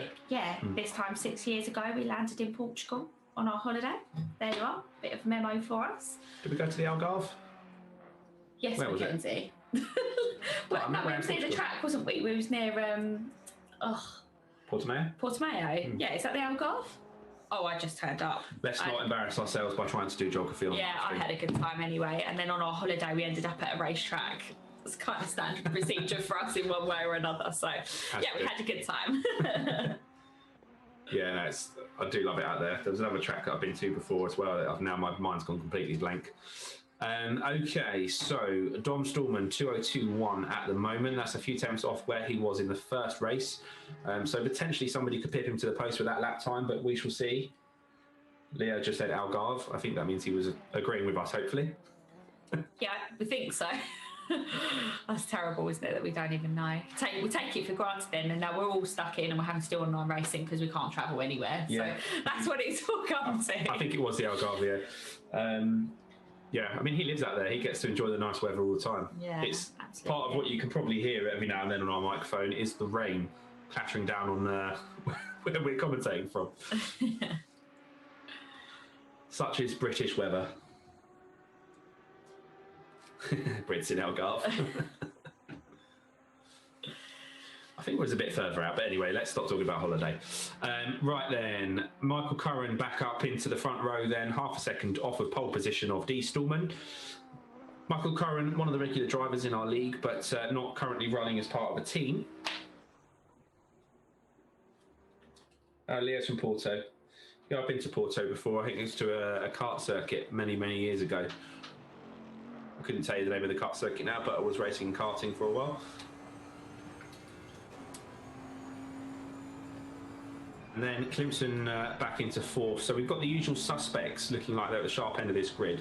And Mr. Race Director then reading my mind, taking you on board so we can experience a lap of the Mount Panorama circuit first hand from Michael Curran as he brushes a bit of the wall on the way up the mountain. Now, the Bentley can take a bit of curb, but you could see even the Bentley didn't like that as he got a bit of opposite lock on going up the top of the mountain there. We're just about to hit Skyline under the 7 News sign, and then we're going into the escape road then. Every time we try and watch someone for a lap, that's what happens. Who else have we got that's lapping at the moment? We've got D. Lime there. Where's Dom? There's Gillick. Billy Page in 28th, I think it was. Loads of people. Only, it looks like 16 cars have set a lap time so far. And we've got under half the amount of qualifying time left. That's not many laps. That's what, probably 3 laps, dependent on where 30. They. And who's that? Oh, someone there. So, Pubbo is up here as Mr. Race Director's telling me in my ear. We don't need to worry about him. Well, depends how much they crash. Where is Dom? He was on pole. By the way the game's spectator mode works for our kind of commentary angles that we've got is that Race Director Ben in the background has to click manually through every car. He can't just jump to certain drivers. So if you see it jumping around like that, he's not got hyper off of Monster. That is just literally how it works. He has to go through it manually like that. So D. Stallman then dropping down, for goodness sake. He's actually cracked his screen as well, the impact. That's how realistic this game is. Charlotte, that was a cracking moment. Oh, my God. For God's sake. I think at the end of this championship, we're going to have to make a record of all your cheesy lines, and then we're going to have to put a vote up on our social media to see which one was everyone's favourite or worst, dependent on which way you want to look at it. Okay. Okay, we're not having much luck here, are we, in terms of... Daniel Cedro, please. Can I pick him? Yeah. He joined last race for the first time, or the last track for the first time. Let's go on board. Made his own livery with some kind of anime-style characters on it, which is really cool, in the Audi R8. I've got my fingers crossed here. We're a few corners away from where we left off the lap with D. Stallman just now when he hit the wall. So potentially third time is the charm, riding on board with drivers to get through the lap.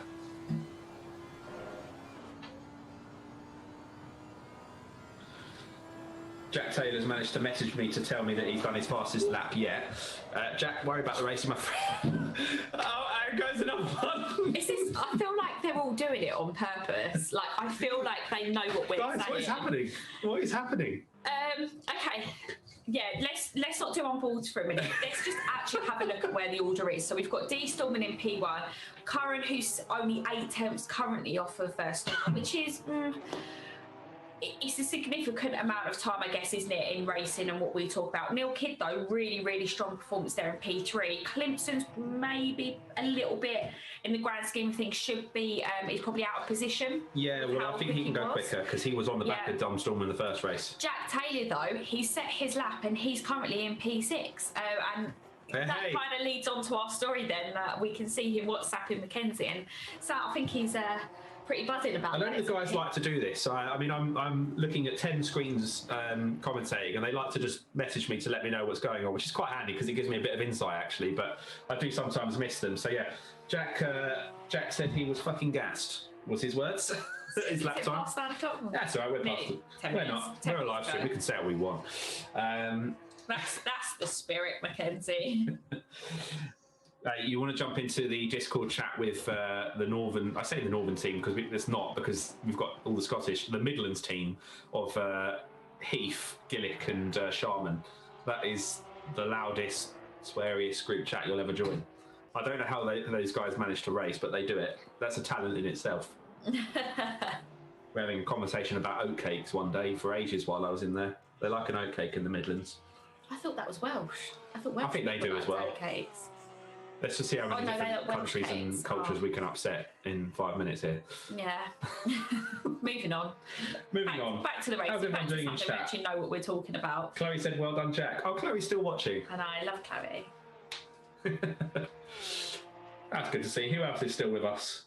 Who's lasted until the end of qualifying 2? So we've just had Hanmore come in. So again, he's a pubber. Is that it looks like he's in a Lexus there, isn't he? Yeah, so that's mixing it up a little bit. So knocked Curran down in the order there. Steez has worked his way back up, and again, we know that Steez is, he's very fast. He's just, again, about putting it all together, isn't it? But he's super fast. Clemson's still not managed to put that lap in over Kidd, so we'll sort of sit back and watch to see what that's happened. But I would say Stallman's really out of position here, isn't he? So R. Stallman, so the father, so Roland.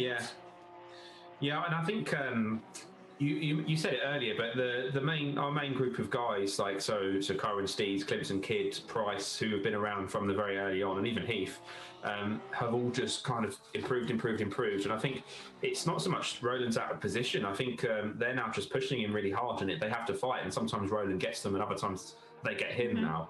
Whereas it was consistently kind of Dom, Roland, and then the next lot, just literally a couple of months ago. So everyone's just improving constantly the whole time. Phil said that if we think they're allowed in the online chat, that we should go for a takeaway night at Liam's. I imagine if I just opened my window up from here, Phil, that I would hear it. D. Stallman goes very wide, bit of a skid there, but manages to hang on to it this time. Obviously, it's only qualifying, so it only means that he loses that lap. And as there's only 1 minute and 15 seconds left, there's not much point in him trying to go again because he will run out of time. So that is as good as Dom Stallman's going to get. It's now a case of, can anyone else go faster? On the subject of Steez, I was going to say, he started 15th from that last race and got it right up into the points. And I think it was 7th, wasn't it? So that was a good result. He's now starting much higher up the grid if it stays as is. So should stand to do pretty well in the next race. Yeah, mega job. And even Jack Taylor, okay, he's dropped down into 12th position now, but that's still it's still an increase into where he was last time. So I think he qualified P17, I want to say is that right? 17? John? No, Jack Taylor, sorry. Oh, yes. Yeah, somewhere around that area. Yeah, so, that's a big improvement by him. And even in a qualifying, after he's tired, he's just finished a race and he's setting his fastest lap, or his personal best that he's done so far on this track. That's a great improvement because the fatigue does start to kick in. Currently just hundredths off of Murray. And Murray, of course, has I don't know, probably done something like 7, 8, 9 races with us now. So that bit further ahead in terms of time. So yeah, like Jack Taylor, really strong showing for his first couple of races. Daniel Cedro, I've just spotted, who we rode on board with in the Audi earlier, is in 15th, 16th. Someone else just put a time in. Danny Price, 14th. Danny Price is now probably the guy that's got caught out in qualifying, I would say. It was Steve's last time, and now Danny Price is just a tad lower than we would expect to see him. So didn't quite get the lap that he would have liked in that one. Yeah, so he's still he's not. I was going to say, is he finishing a lap there? The street's so pixelated. He's finishing a lap, yeah. So and it is up by, I think, 0.37. I'm not blind, it's just our screen goes a bit pixelated here, so can't quite tell. Yeah, because the race car director could tell us in our rear by how much that lap's currently up by. 0.9. So that's going to move him up. If he makes this work, he's going to move, 1, 2, 3. That's going to move him up.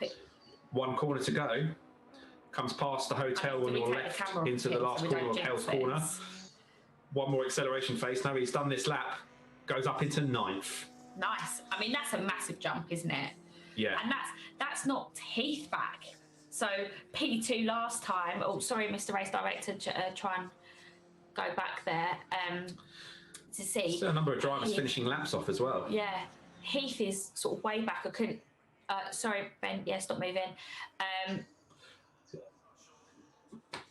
He has to cycle through them one by one, so... Yeah, so Heath is still finishing... Also on a lap, though. Yeah, Can we have a look at Heath, just to see?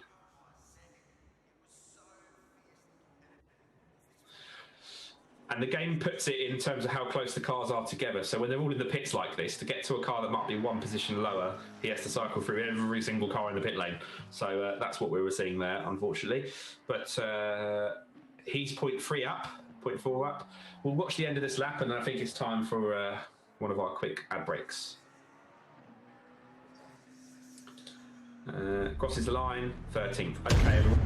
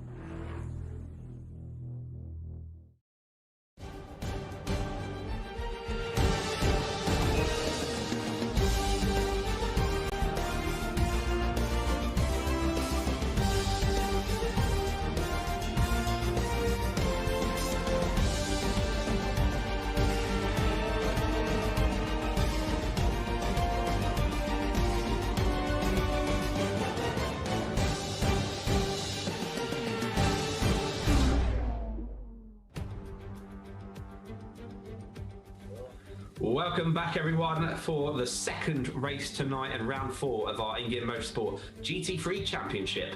After the bedlam of that first race, we're ready to go and do it all again for another 30 minutes.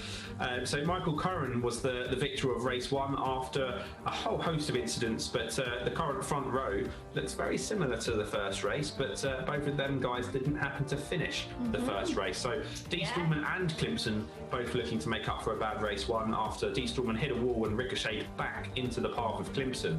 Then you've got Cox rounding out the top 3. He's a pubber that joined last minute in an Aston Martin. We've seen almost every manufacturer in the sharp end at some point. Okay, Matthias in a Nissan after that. Hanmore, another pubber in the Lexus. Then Curran down in 6th at the moment, so still on course for a good points haul if he can make that work and translate it. Steve's in 7th, Schnapp in 8th. In a Jaguar. I've not seen the Jaguar used in this game yet. That's really good to see how he gets on. Roland down in 9th, Danny Price in 10th for Sheba Garage, Neil Kidd in 11th for Sheba Garage. Then we'll read back through the main guys. Heath 13th, Murray 14th, Jack Taylor 15th, so still a good qualifying. Daniel Cedro, so 2 of the newcomers, Taylor, Cedro next to each other. Billy Page down in 18th, where's Sharman 20th, John Kidd in 23rd. Where's Gillick? Did I miss Gillick? Might be low down there, we can't. There we go. There he is in 25th. Yeah, number 29 car grid. Okay, off we go then, everyone. About to tackle the mountain for the second time here tonight. The Australian circuit, the infamous Bathurst circuit. As the drivers line up then in their formation period, they only have one corner to try and get some temperature into those brakes, control the pace. As our stream is all over the place, it will go green any moment for race 2. Race 2 is underway for our GT3 Championship. Once again, D. Stallman gets away for a nice clean start. Clemson behind him doing very well as well. Then we've got Cox looking very close, going around the outside there, and Mateus onto the gravel, but manages to keep it going in the right direction. We'll be looking for Curran then, the green Bentley, sort of the back of that front three pack behind the yellow and grey cars, looking to capitalise on that little bit of trip onto the gravel. This pack looking very close for 3rd, 4th, 5th, 6th, 7th at the moment. It's anyone's guess who's going to get the line going into Quarry Bend at the end of this straight. At the end of Mountain Straight, as we hurtle up the hill, it seems like Clemson and Stallman have got a little bit of a gap for the time being, but these guys all seem to have got away cleanly. Matthias in 4th place. Currently the car we're focusing on has the inside line for that corner, but the outside line for this corner in the Nissan. But manages to make that stick and hang on to it, and then it's pretty much single file from there on back, with Curran in 7th, Schaap in 8th, and Vidbak in 9th. Firm but fair, I would say, those first few corners. Yeah, absolutely. Watching that sort of intently there, and especially the battle between. Has Curran dropped back one? Have I missed? Yeah, he's lost a place. Yeah, he's lost a couple though. He was 6th, he's now 7th, I think. Oh, and he goes onto the grass a little bit, going down the mountain. I think he just about stopped it. You're going to see 2 cars come on camera. There you go. That's Curran alongside Schaap, I think, in the Jaguar. Look at that Jaguar fighting for places on lap 1. Yeah, nice. 2 British cars there, the Bentley and the Jaguar, nice and high up in the order. With our apparent thick British accents that we have, according to Leah. Okay, so a fairly clean start through most of the pack. A little bit of trip onto the gravel, but nothing too major then for, I think it was Cox or Matthias, but I'm not quite sure. It's all... bit hard to tell. It's a little bit later, I've noticed as well. So we're heading into darkness. The light's starting to drop on this quite quickly as well, isn't it? Curran gets the inside line and holds onto that. Hopefully that other driver can feed back in without causing any incidents. Roland Stallman picks up a place there as well then. The green, white and grey Porsche that you saw going through on your screens. Curran's just got himself a nice little bit of a gap as we cross the line to begin lap 2 of this race. So, Clemson has dropped down to 3rd, so that means somebody else has got into 2nd.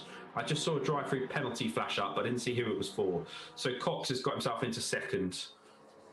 And number 98 has got a penalty. We'll find out who that is later. It doesn't look like it's anyone in our top 8 that we're looking at the moment. So, nice close battle at the front of this pack right now, which is good to see.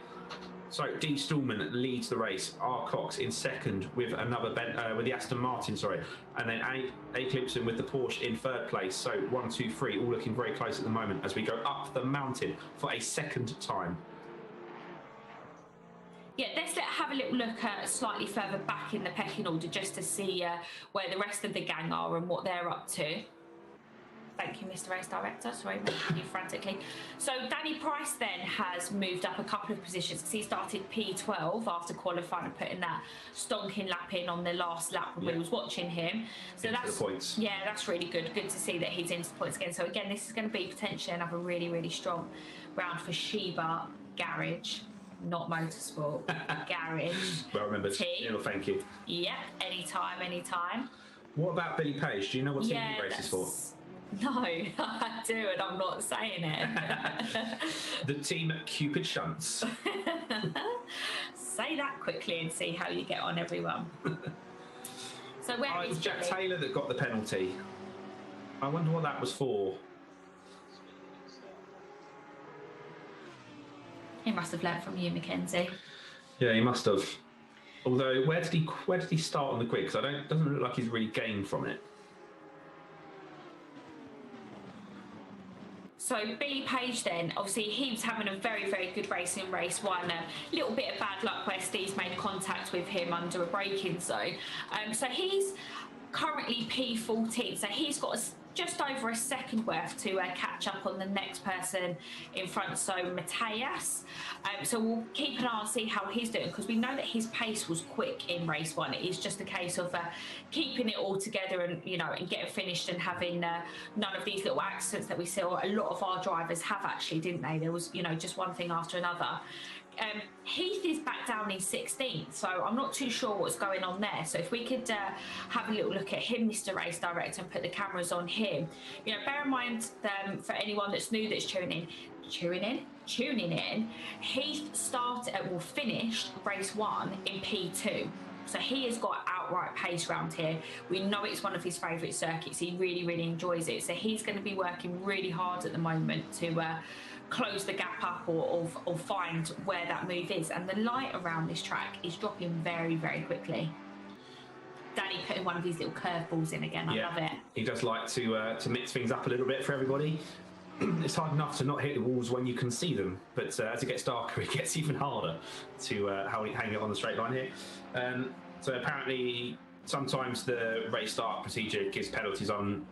Oh, if you saw a car going off there, I think that was Daniel Cedro, lost the back end of his Audi going down the hill there. Very easy to lock the rear brakes. And I think that potentially would have caused a lot of damage. If we see another car going off, that's potentially going to be a big one. Let's jump back a space. I think Neil Kidd just come off into the wall a little bit there, trying to avoid that Lamborghini. Not sure which driver it was, but yeah, we just saw a yellow Lamborghini going round, and that also caused a bit of an incident on the way down the mountain. And that's the problem around here.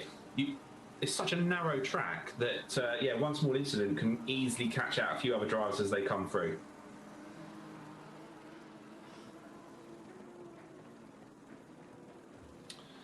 So, you're watching a Neil Kidd at the moment down in 16th place, third place man from race 1. Running with a little bit of ballast on his car and following that success from race 1. And as is Michael Curran and Kay Heath. So a little bit of a tall order for them. They've got a slightly heavier car. They've got to try and drag it up from that mid-pack now. I think Neil Kidd there might have just sustained a little bit of damage. Yeah, I just, again, I've just jumped into their chat just to see what's going on and how they're doing. And yeah, he's definitely got a little bit of damage there. And I think it was one of the non-regulars that have caused a bit of drama on the first couple of laps from him then. It's really unfortunate, you know, really strong position there. Like you say, he's carrying a little bit of extra weight there, so he's carrying an extra 5 kilos in this race, which isn't a huge amount, but every bit counts, doesn't it? Yeah, all adds up. Okay, so let's look back at that sharpening, because the top 3 were looking very, very dicey at the opening laps of this race. They were just settling in to then see what would happen next. Yeah, little still. So 8 attempts to second place and 8 attempts to third place. So all to play for in the top 3 at the moment. It's D. Stallman and A. Klimpson very much in the thick of things, like they were in the first race, until that incident that happened in about the equivalent of 2 minutes' time ended both of their races. So they'll be looking to definitely hang on to those places. Klimpson will be looking to go a couple higher, of course. And then we've got Cox, who joined in last minute, not a member of the normal crew, looking very close to the back of D. Stallman, actually, as we head into the penultimate couple corners of the lap, down Conrod Straight, through the fast right-hander that was added in at a later date, up to the inside. I think he's going to make that work. No, Dom Stallman hangs it around the outside, and Cox then stuffs it back up the bumper and right on the edge there as they go into the last corner. D. Stallman having to go a little bit defensive as Cox looks, but then comes back to the outside once again. That's allowed Klimpson to close the gap, and he will be then joining this fight momentarily if this carries on.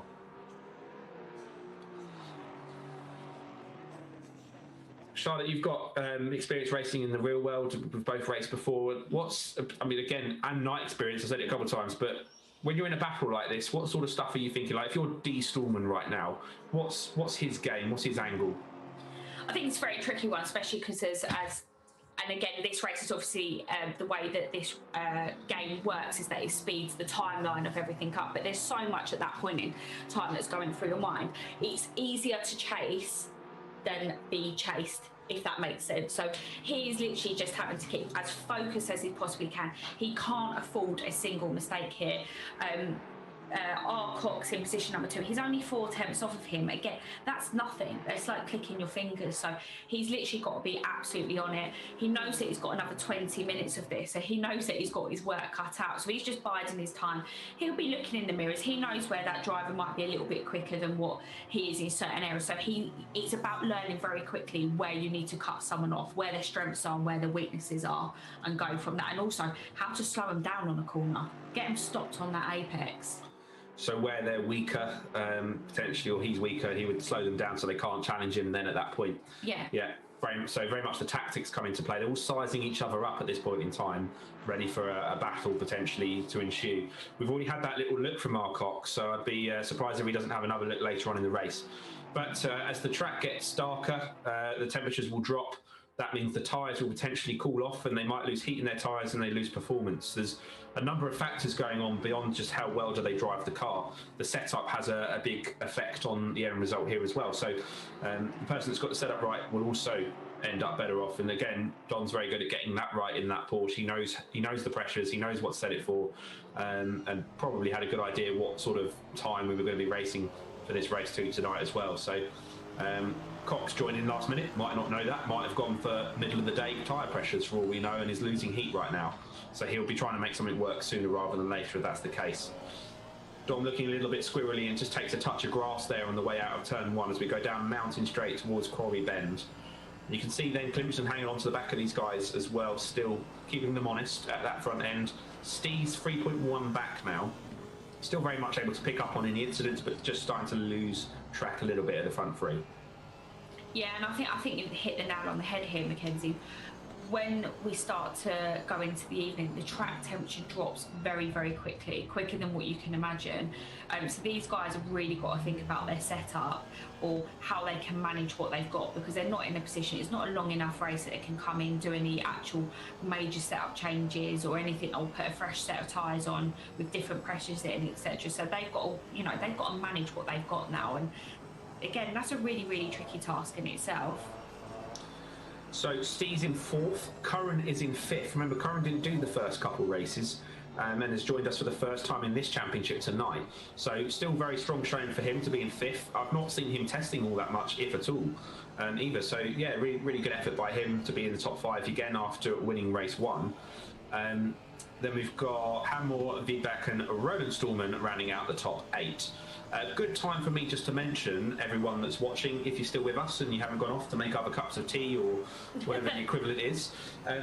We need some votes now for the driver of the day. As we move towards this stage of the race, we start opening it up for you to vote for your favourite driver. And the driver with the most votes, providing there is a clear winner, will get a championship point to their name. So you can absolutely affect the championship. Don Stormer goes a bit wide there at the penultimate corner. Now we go into Hell corner, the last corner. And now Cox is all over the back of him, looking to, once again, at the same place actually, to get past. Doesn't make it work this time. Clemson's going to be loving this, isn't he, in the rear end of this? Well, Holly's got her vote in for Billy, so that's one there right away. And actually, I do feel a bit sorry for Billy because he had such a strong first race, and then, again, it wasn't, it was Steve's fault, but Steve's wouldn't have done it. Yeah, I think it was just one of those racing incidents. I think maybe where Billy was braking, it caught Steve's by surprise a little bit. Yeah. Again, I haven't raced this track, I haven't spent any time on it on the sim, so you're probably better qualified to talk about that one. If we look back, and again, Mackenzie does look back at the replays at the end of the race, because if anything is unfair, it's noted going into the next race in case there's anything that's carried on. But I think everyone in this championship is very fair. People jump straight onto the Discord chat. Sorry if they've nudged one another off. It's not malicious in any way whatsoever, which is what we want. It's exactly what we want here. Yeah, I actually saw Jack Taylor saying sorry for an incident just now, which would kind of give the hint that he's out of the race after an incident we saw lower down the field. I reckon it might have been that car that we saw spinning mid-pack through the mountain section. Collect a couple of people. Who's that in the background that's just gone in the wall? That was, I think that was Shap. Pretty sure that was Shap. Yeah, we just saw that in the... that was in the background, wasn't it? Background of Danny Price there. So just went in a little bit too hot there and just literally stuck it in the wall. Again, let's just have a look at Steve's there. Sorry, not Steve's. Heath and Billy. Billy. A little bit difficult to see because obviously it's at night, but we know that Heath is very quick. We also know that Billy is very, very hard to overtake. Steve's was stuck behind Billy in race 1 for a good amount of laps, and he was really struggling to overtake him on this circuit until that sort of little accident happened. So let's see what Heath is going to do. Let's stick with this just for a little minute. So then, Billy Page in the Lamborghini, the blue and white Lamborghini. Then you've got Kay Heath in the black and blue McLaren, trying to look around the outside line and into the inside line then for the penultimate corner. Does he get it stopped this time? Yes, he does. Nice clean move there by Heath, up the inside of Billy Page.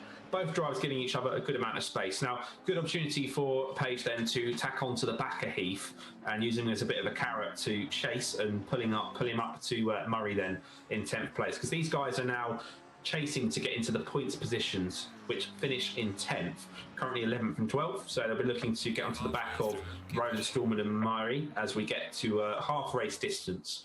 Half race distance already, and it certainly feels like the middle of the night now, doesn't it?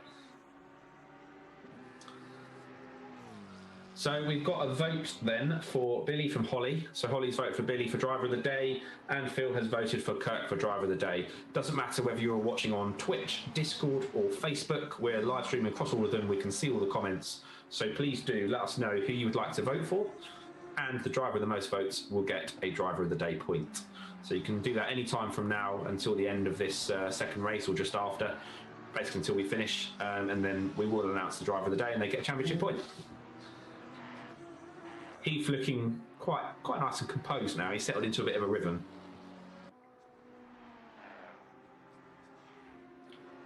Where's Murray gone? One car ahead. Oh, okay, yeah, sorry, just looking at the gaps there. So Heath is 3.2 off of him at the moment. Where did Neil Kidd ever actually get going again? Should we bring the timing screen up and have a look, everyone? Yeah, let's have a little look to see where. So, John Kidd is in front of Neil Kidd. Let's just make sure we announce that one out there right now. Oh, that makes me nervous. So John up into 16th. Again, he was, I can't remember exactly, it was somewhere around 20 on the grid. I think it might have been 24th out of the 30 cars. Yeah. And he's now moved up to 16. Yeah, that's a serious effort there. Liam Sharman, 14th. Good job by Liam Sharman then for West Midlands Racing to get himself up into 14th. Again, knocking on the doors for points now. You know, he's jumped up a few places from where he was before. Gillick, who had a good first race, obviously had a bit of an incident, is now... Yeah, I think he's actually... No, he's down. in the pits. He's waiting for his damage to get fixed, and he is coming out. I think there was 13 seconds, probably 30 seconds ago, when I heard that being discussed in the Discord chat. Jack Taylor's giving me some inside information again. Yeah, he had some sort of incident, so he's a bit annoyed by something, but he said he nearly ruined Heath's race, but apparently didn't. So that we did say that Heath looked like he was a little bit out of position, didn't we? So something obviously happened there. Again, like you said, everyone's all it happens. It's racing, sportsmanlike and apologises and whatever. Yeah. So yeah, it happens. Everyone makes mistakes, and we've seen a few drivers do it in the last couple of races now. Mm-hmm. Phil's telling Liam to try and get to 15th or better. So that's good now, isn't it? Yeah, it feels like the ultimate supporter in the background here. Doing a good job, my friend. So John Kidd then, the Sheep Garage Ferrari, closely followed by... Oh no, not closely followed by. I got excited then. I got so excited but nervous at the same time then. I thought the two Kidd brothers were about to battle it out, but sadly there's actually 21 seconds between them. That is a back marker that you're seeing on his tail at the moment.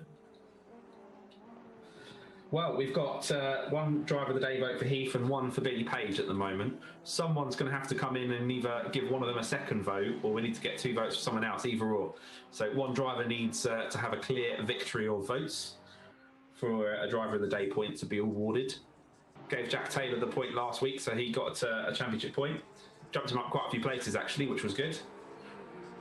Cox going on the inside of Stallman, is that? Yes. So Cox takes the lead. And then good timing there to switch all cameras. Over the back as well there. So 11 minutes to go, and it's all to play for. The front pack are having a good little dice right now. D. Stallman then has had a little look back. They're neck and neck, dropping down the mountain straight, heading towards Quarry Bend. Cox has the inside line, Stallman on the outside in the white and red Porsche. Cox makes that stick for the time being. Stallman's likely going to have to follow him through the mountain. Clemson is behind him, and look, Steed has come to join the party, I think, following all that action at turn 1. So we've got a 4-car train now for the lead of this race, which is great to see.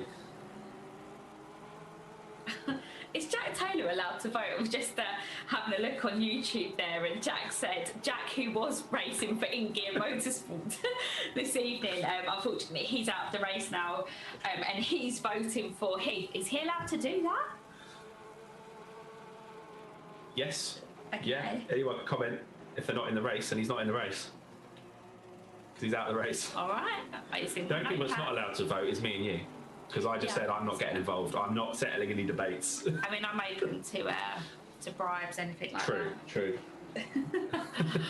For the right price, we might. Oh, no. Okay. So Clipson's only 2/10 off of the back of Stallman here.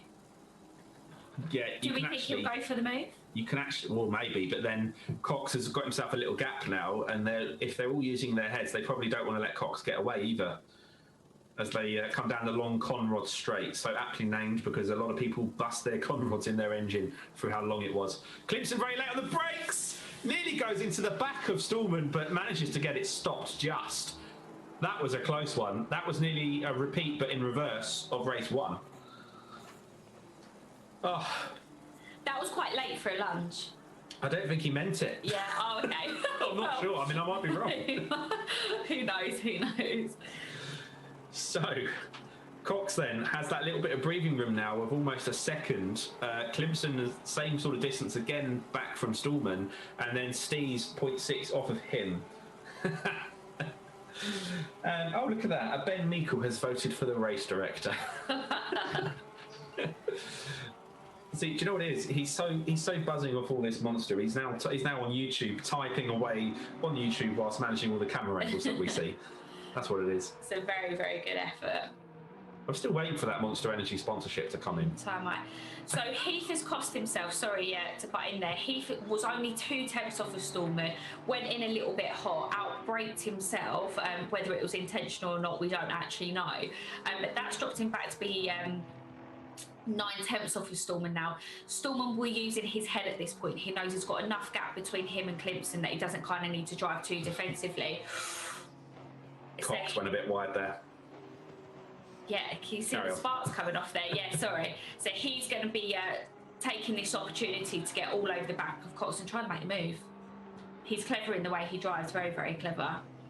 Danny Price, though, has moved his way up to P7 there. So, again, good points for Danny. And just why there is a little bit of a gap, Mr. Race Director, can we just drop a little bit further back down the order? I just want to see where this gap is between the two Kidd brothers. So, John Kidd and Neil Kidd, just to see. So, it was 21 seconds. Where are they at now? It's only 12 seconds. So literally in the last couple of laps, he's managed to take out half of the time. Are we going to see with 7 minutes to go a kid-on-kid battle? I so want to see that. We will. I would pay to see that. And I would pay to see what happens if they have a crash together. They're in the same house as well, I should add. So quite literally, they could just go and have a tear-up straight after the on-track tear-up, so to speak. Now, what would the team boss do?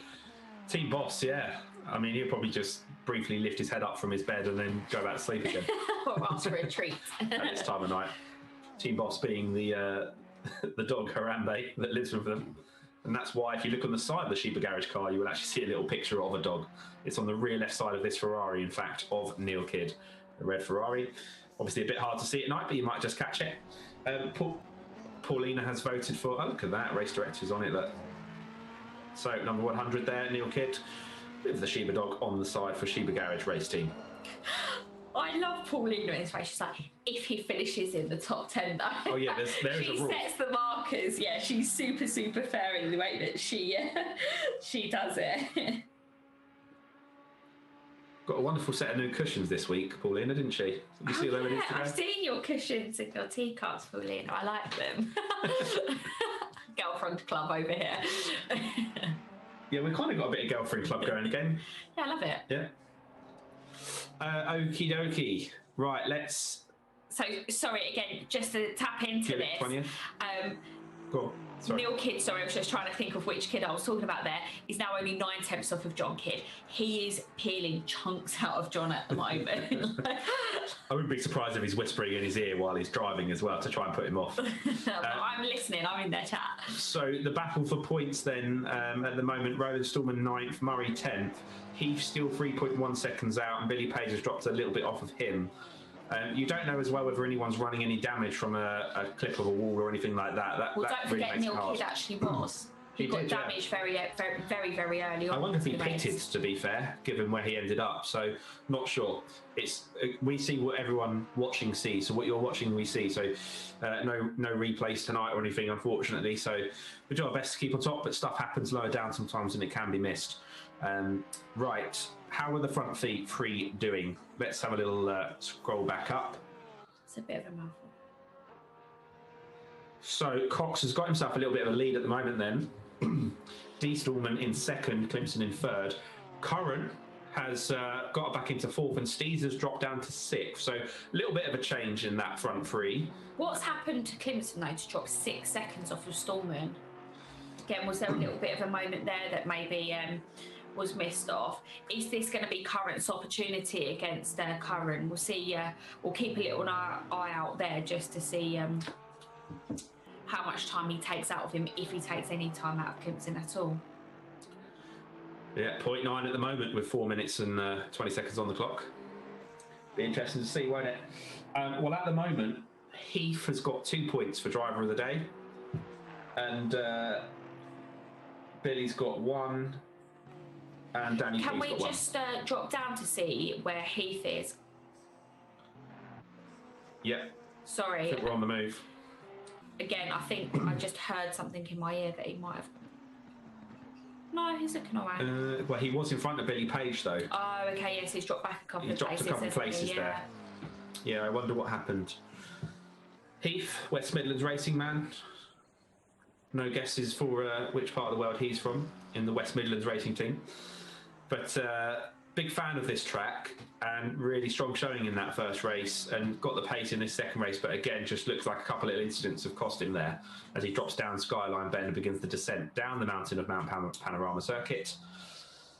1 place in front of his teammate Liam Sharman there, and we did see Gillick was around as well. And since we're not far off them, if we just have another check of that gap of both the kids who are a few cars behind in 16th and 17th. Oh, the time screen just needs to update, I think, a little bit. Okay, so there's actually another Ferrari joined the mix, Bonifacio, and car number 52 is 3 seconds or 3.8 seconds off of John Kidd, and Neil Kidd is close behind him. So I think. Where did that Ferrari come from? I know. I think we must have been looking so closely at both the kids that we missed another Ferrari hurtling up to the back of them. And already we're in the closing stages of this race with 2 minutes 40 on the clock.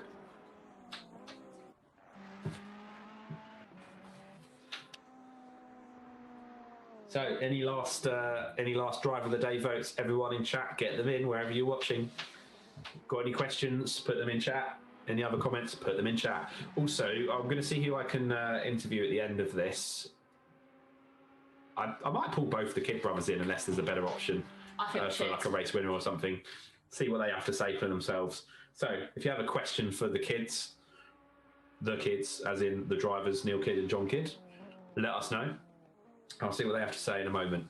But closing stage of this race, then we best get back to that then top 3 and see if anything happens there, because one little mistake is all it takes, and it all changes again. It all shuffles again. So if we could go back up the order, please. Our race director in the background working tirelessly as ever.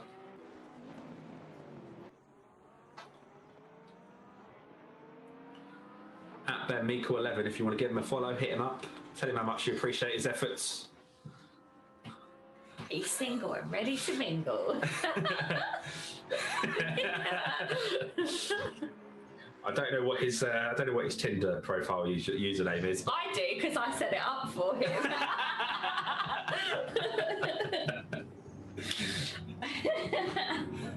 Poor guy.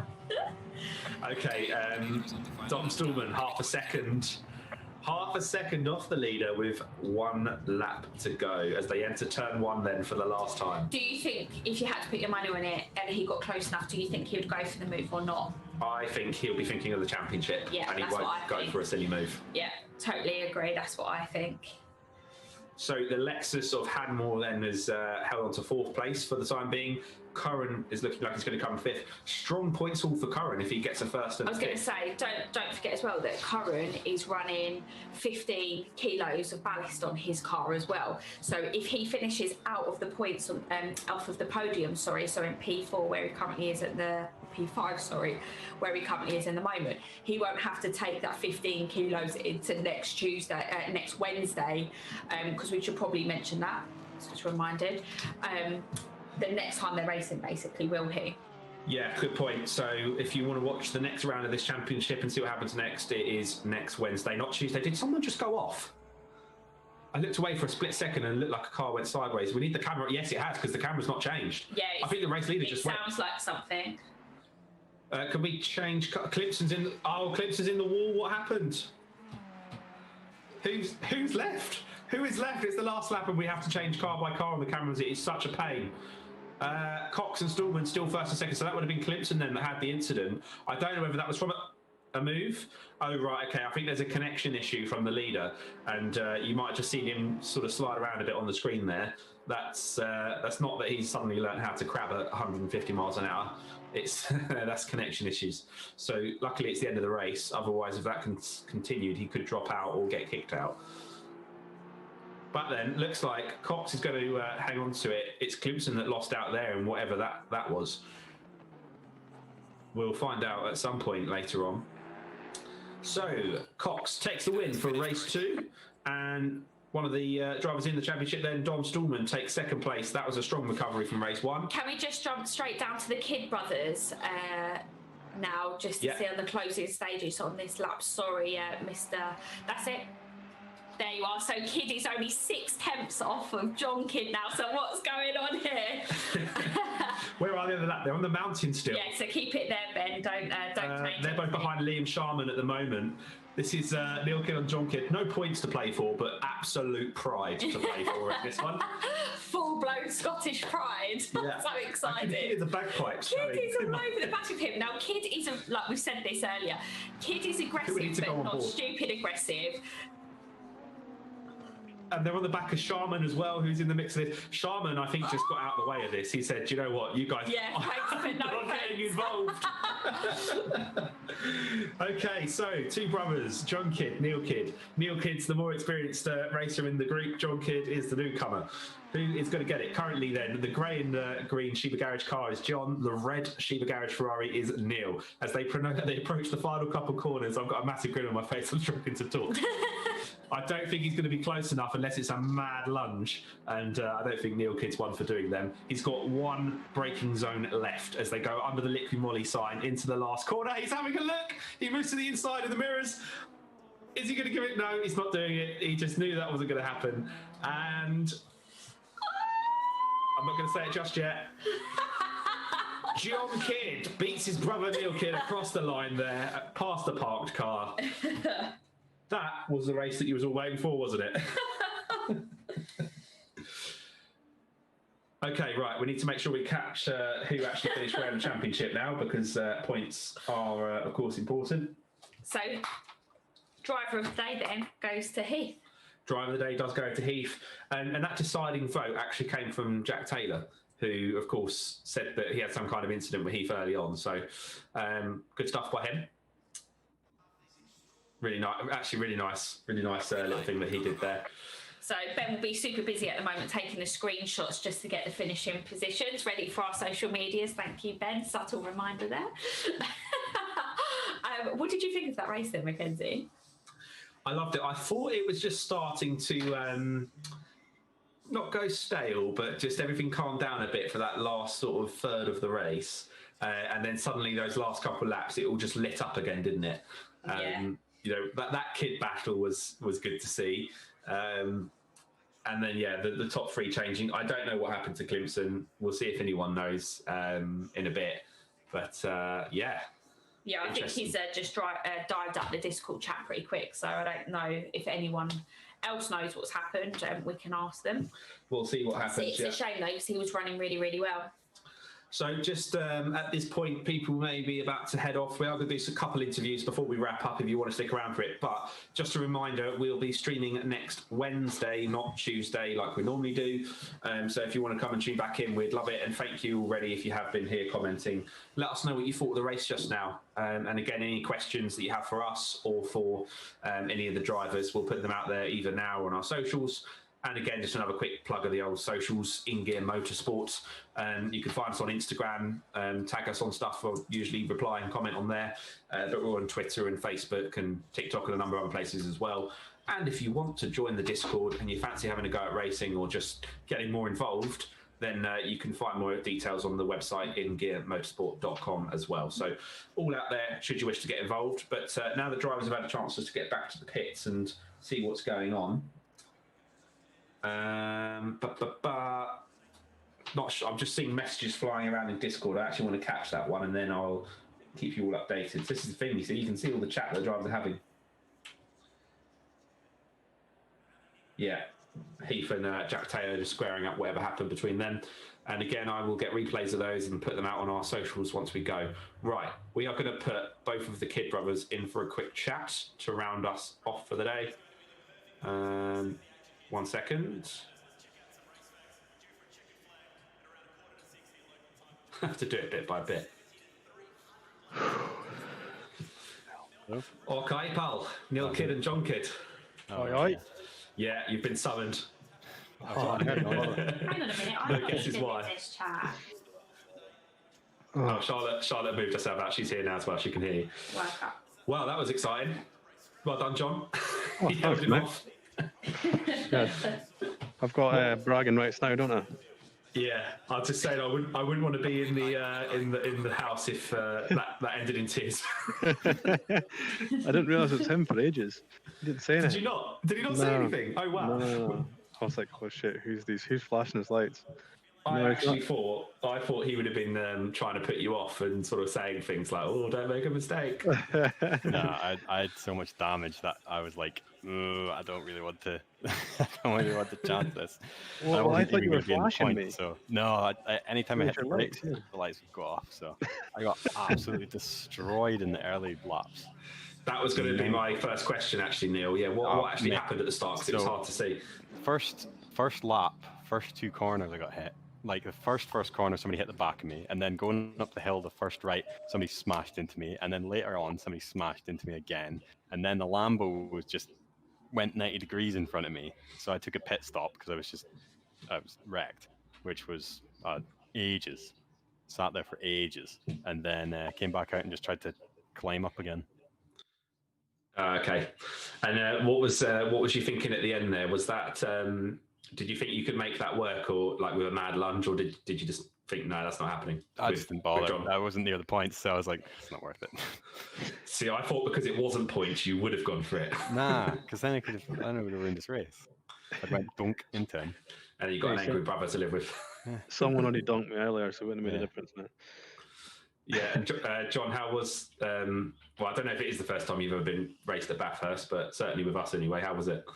Oh mate, it's a nightmare. There's no room for mistakes at all, is there? So, especially the downhill section, I struggle with that one. But slightly less practice on this circuit than the last one. It shows, obviously.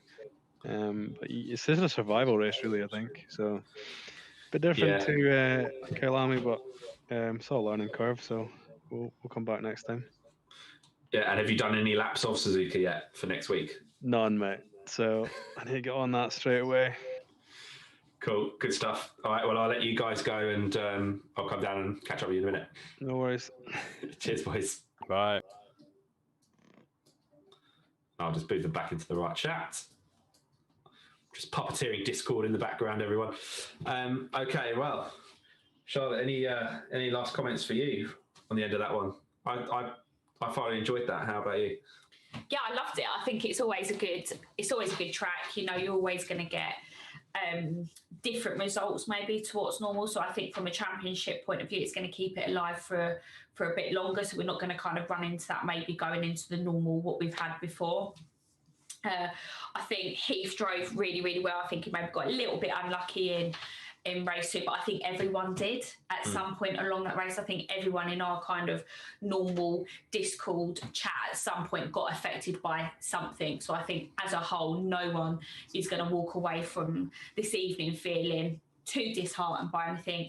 A couple of really strong results by Danny Price. So points in for both races for them. So Sheba Garage have actually had a really, really strong evening.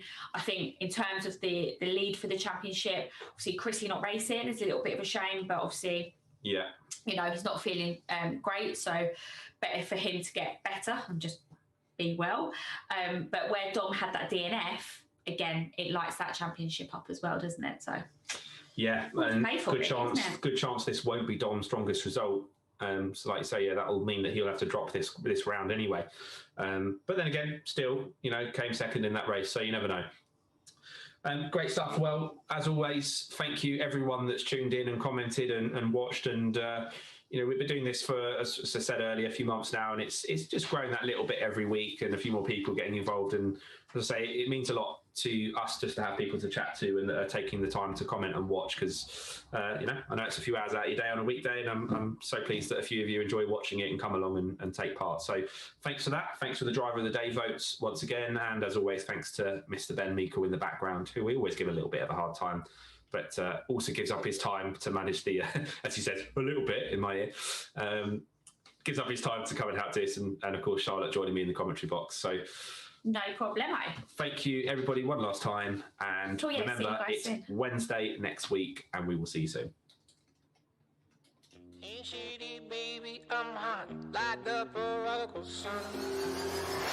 we go, green lights, and we're off once again.